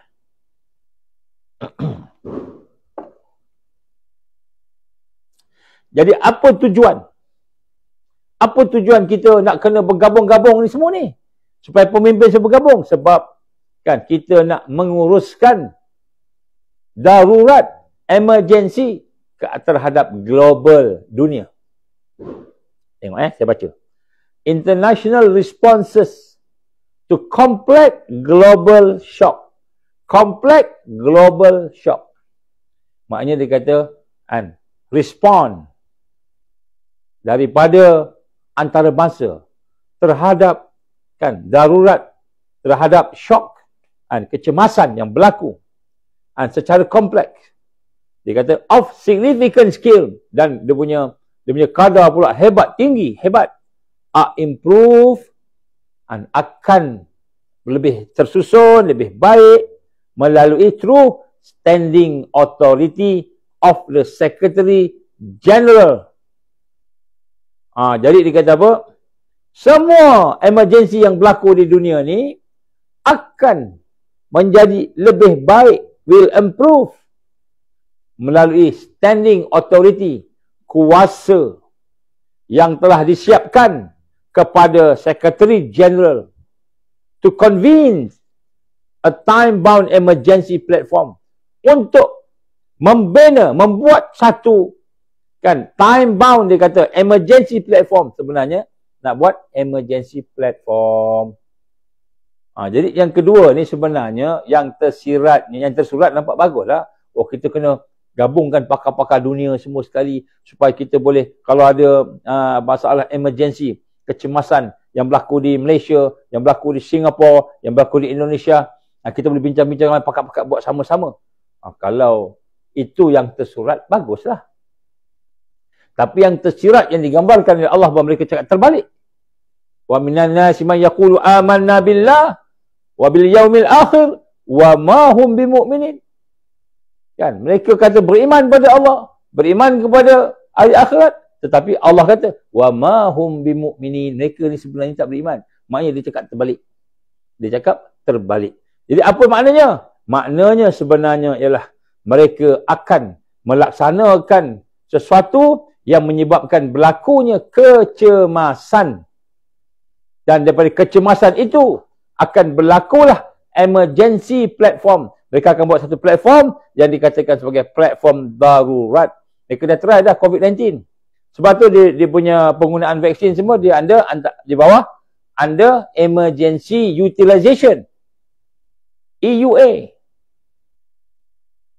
Emergency je. Tak payah nak guna SOP apa, tak payah. Terus boleh berguna. Tengok mati. Contohlah. Jadi nak sebut kat sini, sebenarnya yang mereka nak buat ialah emergency platform. Hasil daripada emergency shock, kecemasan yang berlaku akibat daripada gegaran ataupun apa sahaja yang menggusarkan. Jadi dia nak buat emergency. Jadi kalau dia tengoklah dekat Malaysia ni, ni Ustaz Rosdi ni, dia cakap lebih sangat ni. Dekat mana Kelantan? Tengok Kelantan pula ada tuan guru banyak ni. Kita kena buat emergency kat Kelantan. Maka dia pun kata, berlakulah banjir. Banjir tu dia boleh guna hub. Dia boleh bagi air naik tu dah memang banjir pun kan. Tiba banjir, dia declare emergency, international emergency. Dia masuk ke negara Malaysia melalui IHR, melalui Akta 342. Dia pergi, dia tutup semua kerajaan. Satu kerajaan tutup. Semua di bawah kerajaan emergency. Pada masa tu dia pun cakap, ni Ustaz ni, dia cakap banyak sikit pasal akhir zaman ni. Ni ustaz ni duk cakap sikit pasal macam-macam ni. Kita ambil dia dulu. Minta maaf tau. Saya contoh benda tidak mustahil. Saya pun mungkin kena. Ustaz Oni yang cakap, Ustaz Oni pun boleh kena. Tak kira lah siapa. Dia nak buat, dia boleh buat. Contoh kan. Mana kuasa lah. Jadi sebenarnya, pact for the future ni, perjanjian untuk masa depan ni, ialah untuk bukan saja membina kepimpinan tadi, safeguarding the future, maknanya melalui struktur kepimpinan dunia yang baru, mereka juga mahu menguruskan threat, ancaman-ancaman. Kan disebut tadi, dekat propose tadi, ancaman-ancaman tadi. Kan, tujuan ni supaya nak menghadapi ancaman, saya baca. To strengthen international cooperation, untuk memperkuatkan kerjasama di peringkat antarabangsa. So it delivers. Apa yang kami nak buat semua tercapai fully and fairly, dia kata. And untuk apa? Enabling us to respond effectively, untuk membolehkan kita respond secara berkesan kepada apa? To the new threat and opportunities. Apa new threat? New threat ni benda yang baru lah. Dulu kita tak pernah threat kan. Satu kumpulan ditahan atas nama ajaran sesat. Satu kumpulan ditahan atas nama meliwat-meliwat. Kan? Satu kumpulan ditahan atas nama penyalahgunaan apa-apa kan. Maka tiba-tiba kan, dari sudut tuduhannya macam-macam. Liwat-meliwat, tuduhannya macam-macam. Tak bayar cukai, tak bayar zakat. Tujuan macam-macam, tuduhannya. Dia apa ni, threat, pengganas sebagainya. Tetapi bila rakyat, orang yang berinteraksi dengan kumpulan tersebut, kami hantar anak kami okey je. Anak kami jadi lebih baik. Anak saya seorang saya hantar ke dia, ke kumpulan ni. Seorang lagi, bapak dia jaga, pergi ke tempat lain, sekolah lain. Jadi bila jumpa tu, berbeza. Yang ni baik. Saya tak bangun subuh, dia kejut subuh. Mak, bangun subuh, mak. Dia nak ambil barang-barang saya, dia minta izin. Mak, boleh ke saya ambil ni, mak? Yang seorang lagi tu main ambil je, curi je. Jadi, rakyat, orang ramai nampak, kumpulan ni bagus. Dia cakap jahat, ajaran sesat. Tapi kenapa anak-anak yang dihantar ke sana, tengok akhlak dan dia baik, bagus. Ini dia kata new threat. Ni kata new threat, maknanya dia akan pusing new norma yang baru. Orang baik jadi jahat, orang jahat jadi baik. Jadi kita nampak baik, tapi rupa-rupanya dia ada, kan, yang dalam tu dia ada kejahatan. Sebab tu kita kena buagi kat sosma kat dia. Saya minta maaf, ni tak ada kaitan dengan hidup mati. Tak ada kaitan dengan siapa-siapa ni. Saya cuma contoh. Dia sebut kat sini bagaimana keadaan yang berlaku. Dia kata the new threat, macam mana how to manage. Macam mana nak manage new threat ni. Orang baik ni nak tahan ustaz ni, dia ni baik, semua orang suka. Jadi macam mana cara? Kita buat darurat, buat emergency. Kemudian kita gunakan platform kita. Apa platform kita? Akta 342. Apa platform kita? IHR. Masuk ke dalam, sampai ke depan pintu, dia kata, ustaz sakit, ustaz ni gila, ustaz ni macam-macam disebut. Maka jadi alasan untuk ditangkap. Itulah new threat yang dia boleh buat. Maknanya managing global shock. Atas nama nak menguruskan emergency darurat. Tetapi sebenarnya itu adalah apa yang digambarkan sebagai new threat tadi. Itu propos dah sebut dah pada dia punya definisi tadi. Dah sebut dah. Itu yang impact yang kedua, dia nak mengurus emergency. Nampak tak? Jadi maknanya Nabi sebut apa?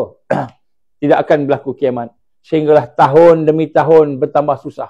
Tidak akan susah, melainkan lebih susah pada tahun berikutnya. Jadi Nabi dah gambarkan. Susah. Ada bencana alam, ada kebuluran, ada macam-macam. Peperangan, al-harju, pembunuhan, macam-macam. Jadi maknanya, kita daripada sini kita tahulah bahawa yang akan mengancam kedaulatan manusia dan mukmin tadi ialah perancangan mereka. Mereka akan membina emergency. Lepas ni akan ada pandemik lagi. Lepas ni akan ada masalah ekonomi pula. Lepas ni ada masalah-masalah makanan pula. Lepas ni ada masalah-masalah sosial bergaduh pula. Ada perang pula, negara ni perang. Mereka susun emergency, darurat-darurat tadi Gempa bumi lah, darurat bencana alam, darurat dari sudut banjir dan sebagainya tadi, darurat bergaduh pula, ustaz-ustaz pun pakat bergaduh. Saya ni betul, salah, betul, kamu bid'ah, kamu sesat, akhirnya bergaduh. Jadi yang kesihatan pun ada masalah. Jadi semua akan ada berlaku sesuatu yang kita kata sebagai shock, yang menggegar. Maka dia kata United Nations Secretary General boleh untuk nak melaksanakan platform, mewujudkan platform untuk mengatasi semua shock tadi, sehingga ataupun semua emergency tadi, sehingga akhirnya mereka boleh melaksanakan walau macam mana kompleks pun global tadi, shock tadi, maka dia akan boleh nak mengatasinya. Okey, kemudian yang ketiga. Orang ini cerita pasal ni je dah. Dah pukul 11 dah. Tak mahu dah. Meaningful inclusion of young people. Yang ketiga, kenapa pact ini disusun? Supaya youth participation. Youth consequently dia nak memenangi penglibatan orang-orang muda, dan dia nak memenangi supaya trust ataupun kepercayaan orang-orang muda kepada decision making yang dibuat melalui melalui platform-platform tadi. Nampak tak? Yang ketiga ialah masa depan. Generasi masa depan orang muda. Jadi dia kata yang ketiga yang disasarkan ialah orang muda-muda ni. Supaya apa? Supaya semua besok akan ikut apa yang dia nak. Orang tua-tua ni dah lihat dah. Dah lihat dah macam yang dengar-dengar ni semua ni. Ahmad Munif ni mana lah nak tukar dah. Dia tak tukar dah. Orang macam ini, kita pendekkan nyawa dia. Kita pendekkan nyawa orang yang besar-besar, orang yang dah besar-besar ni.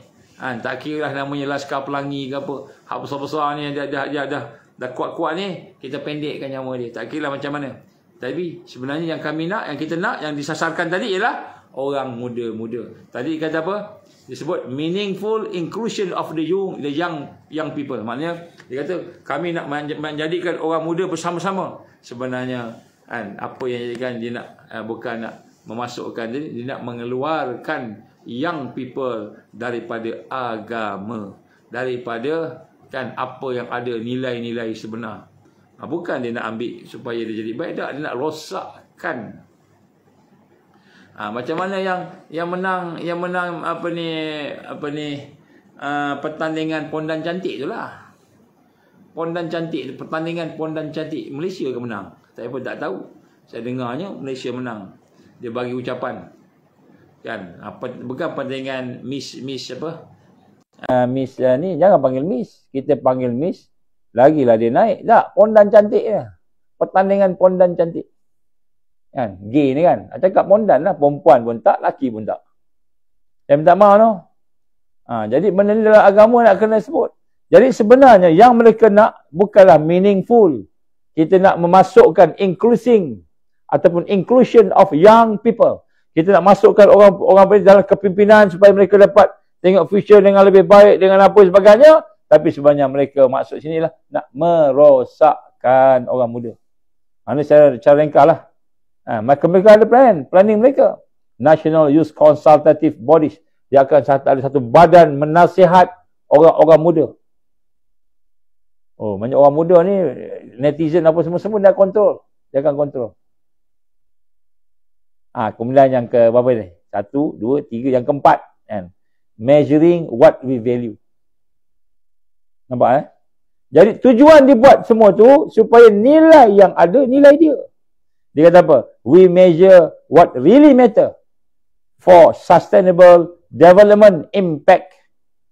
Jadi dia kata, maknanya bila dia kata orang muda, kemudian yang keempat ialah value. Value ni apa? Nilai. Bukan lagi nilai Al-Quran, bukan lagi nilai hadis. Bukan.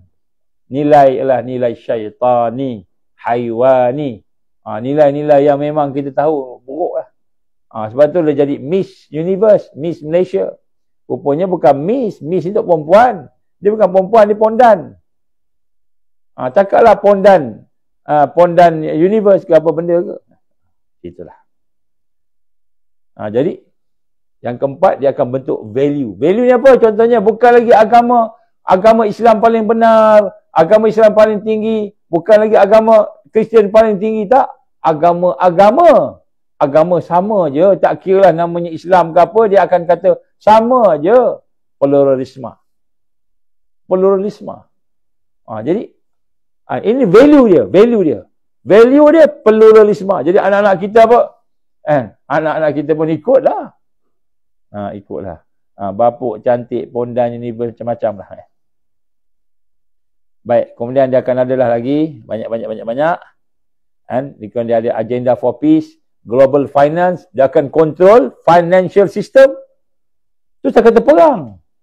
Dia akan control financial system. Sebab tu Dajjal tak akan keluar sehinggalah CBDC berjalan. Dia tak boleh kontrol lagi. Tak boleh kontrol. Jadi kenapa dia tangguh daripada 2022? Sepatutnya 2022 dia keluar dah. 2022 tak dapat keluar. Kenapa? Sebab digital currency tak boleh berjalan 100% lagi.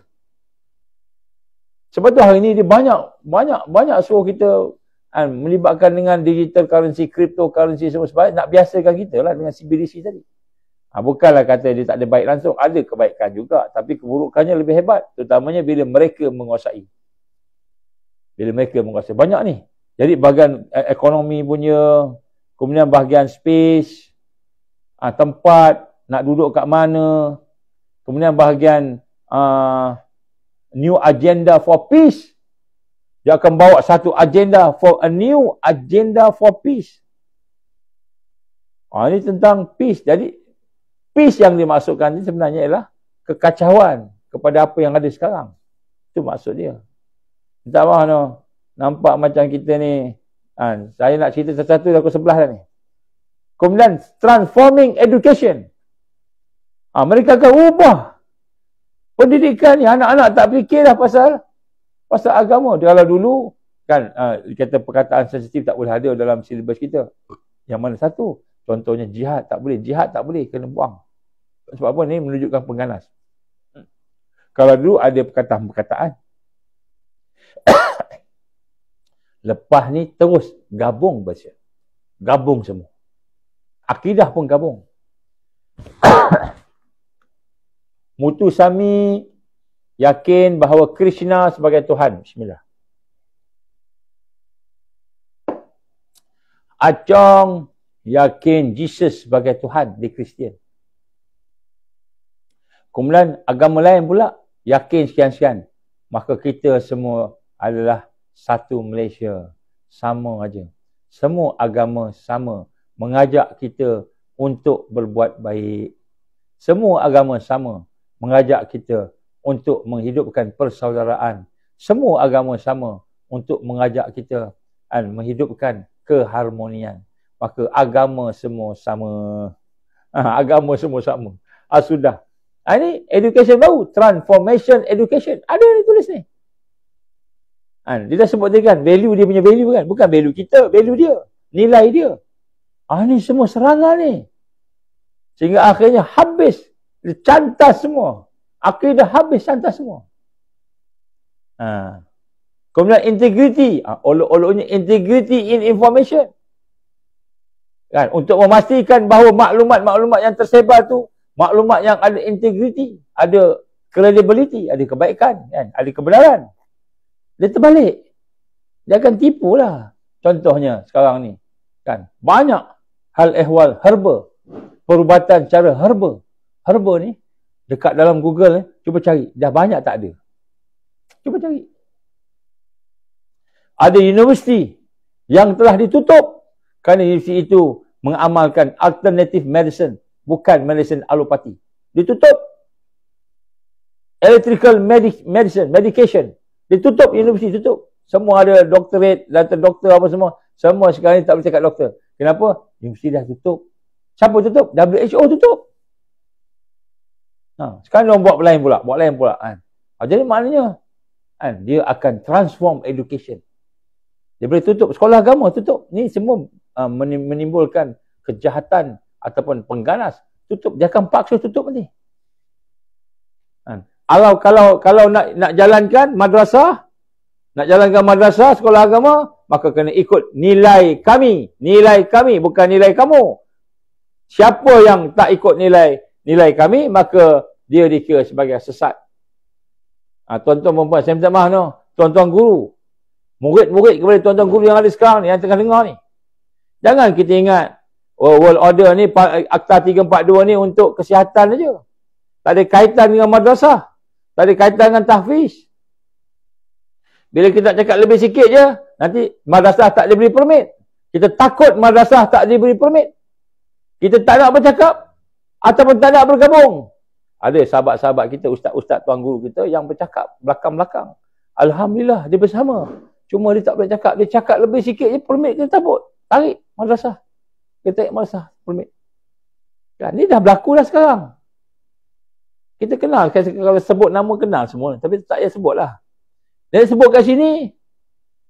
Kita ingat kita tak kena. Kita akan kena juga. Semua kena. Oh, sekarang ni. Kan, kita kata berceramah di masjid nak kena ada tauliah. Nak ada kebenaran. Tak lama lagi berceramah di internet pun akan ada kebenaran. Siapa yang berceramah tak ada kebenaran, maka dia akan hukum. Jadi benda ni dia akan kontrol semua. Ini education. Kenapa Ustaz A tidak dibenarkan berceramah? Kalau dia berceramah je, walaupun ke FB dia ke, YouTube dia ke apa semua, maka Ustaz A tu akan ditangkap. Kenapa? Sebab nilai yang dibawa tak sama dengan nilai antarabangsa. Jadi jangan kita rasa kita tak terlibat. Semua kena. Malhamah kubra ni kan adalah satu peperangan, semua kena. Jangan kita ingat, oh kita ni okey kot, kita jauh daripada Palestin, jauh daripada Syam, jauh daripada Syria, agaknya kita okey kot. Dah, kita kena juga. Sebab tu orang beriman kena bersatu. Orang beriman kena bersatu. Dan jangan takut dengan makhluk. Jangan takut dengan makhluk.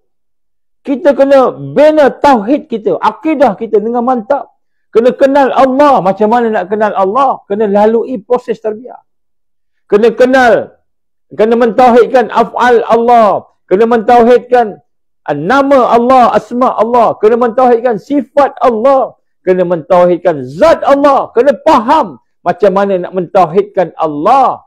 Daripada af'alnya, asma'nya, sifatnya dan sampai kepada zatnya. Nak kena mentauhidkan Allah. Dan apabila kita mentauhidkan Allah dengan proses yang betul, dengan didikan yang benar, dengan suasana yang benar, insya-Allah kekuatan di situ. Di situlah Allah akan berikan kemenangan. Ini kita kena buat ni. Kita kena buat sama-sama. Dia dah declare dah. Wah. Kemudian dia akan jaga semua informasi. Macam sekarang lah. Kita kata fact checker kan. Bila kita sebut apakah A, B, C ni, maka akan keluar fakta tentang perkara A, B, C ni. Dia akan keluar yang dia nak. Bukan dia keluar yang kita kata kebenaran. Tak. Jadi sebab tu kita kata Google dan sebagainya, satu hari nanti tak ada kebenaran. Oh, kita kata, kita akan ada AI. AI ni dia tak boleh kontrol. Maknanya AI ni dia akan belajar berkembang. Mana kita tahu AI tak boleh kontrol? Dia boleh kontrol. Kalau dia tak boleh kontrol, dia tak akan keluarkan. And mark my word. Orang putih kata kan. Dengar.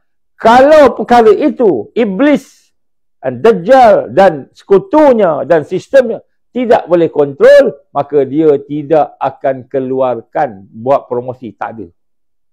Dia boleh kontrol lah, sebab tu dia buat. Kita ingat, oh sekarang ni paling canggih 5G. 5G paling canggih. Kan? 6G paling canggih. Tak, sekarang ni dah ada lebih daripada 12G. Lebih daripada 12G ada dah. Kita ingat, oh 5G paling canggih ni. Dah. Mereka dah ada lebih daripada 5G dah. Kita pun tahu, kita pun boleh buat 12G, 12G. Dan nak sebut kat sini. Dan maknanya kalau kita AI inilah yang akan menjadi masa depan kepada dunia ini. Maka sebenarnya mereka nak membentuk makhluk yang mensyirikkan Allah. Dia panggil transhuman, clone dan sebagainya. Kita ingat tak kena. Kita ingat tak ada. Kan? Oh, Bitcoin tak boleh tipu kerana dia menggunakan sistem yang security yang sini sana sini. Ingat dia tak boleh kontrol ke? Ingat dia tak boleh kacau ke? Contoh Bitcoin lah. Bitcoin ni tak boleh kacau ni. Baik, saya sebut sini. Senang aja. Dia habiskan elektrik. Habis Bitcoin. Elektrik tak ada. Nak buka komputer pun tak boleh. Bitcoin tak ada. Habis Bitcoin. Habis dia hacknya elektrik. Elektrik tak ada habis. So katakan dia hack dalam masa 40 hari katakan. 40 hari lah kata 40 hari. Semua currency, digital currency habis. Nak boleh makan pun tak boleh digital. Tak ada elektrik. Contoh lah, ni contoh simple lah. Dia boleh program, reprogram, dia boleh. Baik. Jadi nak sebut kat sini, bagaimana mereka menguasai semua. Yang terakhir sekali, yang saya sebut mula-mula tadi. Kan, saya sebut mula-mula tadi, apa dia? Sebenarnya, selepas daripada data, dia control semua data. Semua information, semua integrity. Jadi, the word integrity dia akan guna. Iaitu yang akhir sekali, United Nations 2.0. UN 2.0. Ini yang last sekali. Apa maksud UN 2.0? UN 2.0 adalah merupakan satu sistem pemerintahan yang komprehensif yang disebut oleh Nabi dulu 1400 tahun lebih tu sebagai mulkan jabarian, dalam bahasa kita penguasaan penuh. Dalam bahasa Inggeris disebut total control ataupun totalitarian, menguasai sepenuhnya. Inilah agenda 2030. Agenda 2030. Ini dia agenda dia. Hari ni. Jadi kita nak tunggu bila ni? Kita nak relax lagi, relax. Nak buat apa lagi ni? Kan? Bagi mereka yang berceramah, tak cukup ceramah. Kena turun ke padang bersama dengan yang diceramah. Bina semula iman, akidah, bersihkan hati semula. Bagi mereka yang mengikuti, FB lah, YouTube lah, ikut. Cari murabi yang betul-betul. Yang boleh membimbing. Kena jumpa. Kita ni tak lama lagi ada pandemik yang lain. Pandemik 4.0 ke 5.0 ke.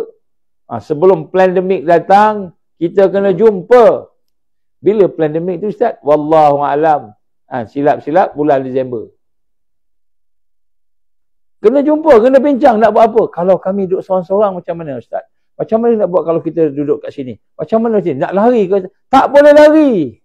Jangan cerita lari. Siapa cerita lari, binasa, kata Rasul sallallahu alaihi wasallam. Habis cerita apa? Berjuang. Satu hadis yang saya pernah baca sebelum ini, saya baca lagi sekali. Mafhum dia lah. Apa kata Nabi? Apabila berlaku kekacauan, umat Islam pecah tiga. Yang pertama, yang takut akan lari, masuk ke gua, pergi ke gunung mana-mana, maka Nabi kata apa? Binasa. Golongan kedua, tak boleh buat apa-apa, kita ikut je lah, jaga hati. Tak, kata Nabi, binasa. Golongan ketiga, kata Rasul SAW, golongan ini yang akan panggil ahli dia, keluarga dia, sahabat-sahabat dia, mari duduk belakang aku, kita berjuang. Berjuang maknanya jaga diri dia, rancang, bina kekuatan ummah, hidupkan sunnah, jihad, dakwah dan tarbiyah.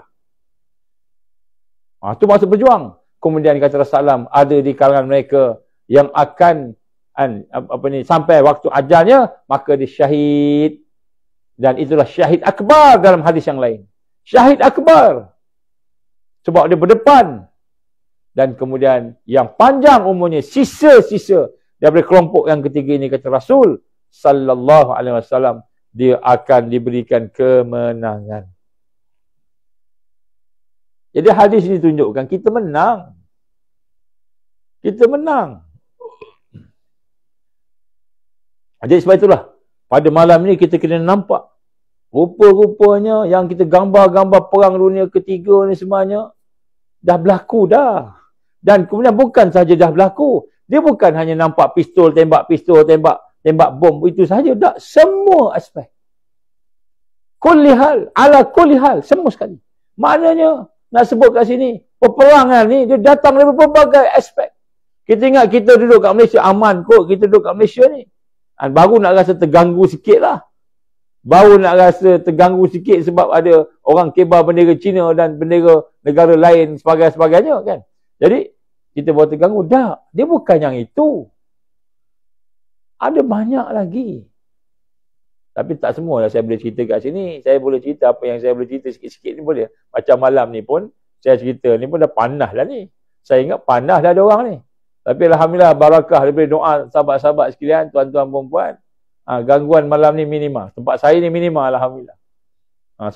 Sebelum apa ni kuliah tadi ni, saya minta ke Allah, ya Allah tolonglah. Aku nak sampaikan hari ni benda yang kekacauan ni.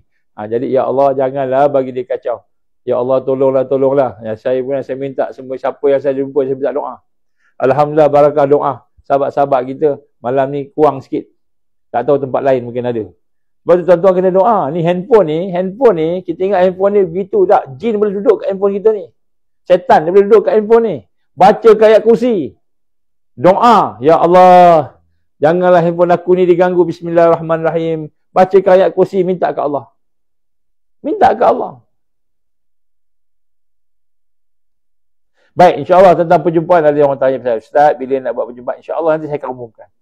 Saya akan umumkan, kita akan buat satu perjumpaan. Tapi perjumpaan ni, kita buat perjumpaan kecil-kecil lah. Maknanya tidaklah boleh nak buat besar-besar. Kita bukan nak buat demonstrasi ke apa, bukan.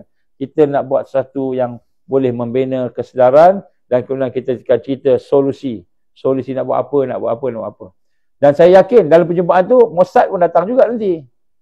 Tukang sihir pun datang juga nanti. Datang join sekali. Mukanya baik, janggutnya panjang. Kan? Dengan purdahnya, telekung dia punya, jubahnya semua. Kan? Mossad pun datang. Kan? FBI, CIA pun datang. Datang semua international semua pakat datang mereka. Tapi dia orang Melayu, bukannya orang putih. Orang putih kita nampak, kamu ni orang putih ke? Kita nampak tak orang Melayu kita. Tapi insya-Allah Allah akan bagi kemenangan. Kita kena yakin dengan Allah, minta ke Allah, mudah-mudahan dia dapat hidayah lah pula. Manalah tahu. Baik, insya-Allah kita akan umumkan nanti pertemuan-pertemuan, insya-Allah kita kena jumpa. Sebab banyak benda yang kita nak cerita tak boleh cerita. Begitu juga sahabat-sahabat Ansar contohnya. Kalau boleh kita minta sahabat Ansar bersabar. Dan insya-Allah kita akan ada program-program yang kita akan jumpa insya-Allah. Itulah sikit sebanyak untuk malam ni. Tak masuk tajuk lagi. Tajuk apa? Tajuk yang belakang tu. Tajuk untuk kita nak kekuatan. Sumber kekuatan insya-Allah. Kalau Allah izin, hari ni apa? Khamis, Jumaat ni. Kalau sempat kita buat besok. Kekuatan. Kena buat cepat sebab apa? Sebab dah dekat sangat. Tarikh dah dekat sangat. Tempoh pertembungan dah dekat. Jadi kita kena percepatkan sikit. Banyak benda nak sebut tapi masa kita suntuk. InsyaAllah. Saya mohon maaf. Hari ni tinggi sikit suara. Sebab apa? Sebab ada orang suruh saya tinggi sikit suara. Lebih kurang gitulah. Jadi saya kata tak apalah. Saya tinggi sikit lah suara. Tapi bukanlah nak sebut apa-apa yang tak elok. InsyaAllah.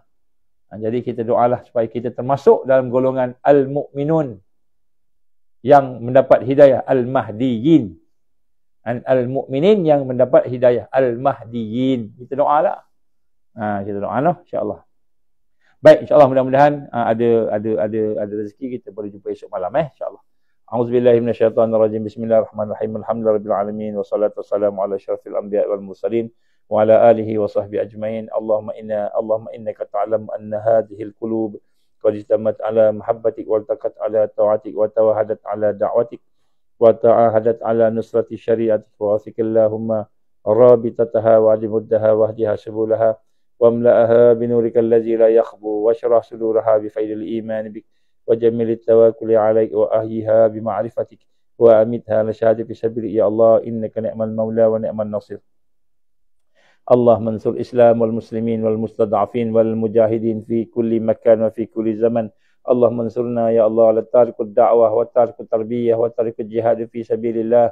لا إله إلا أنت سبحانك إنا كنا من الظالمين. ربنا أتمم لنا نورنا واغفر لنا إنك على كل شيء قدير.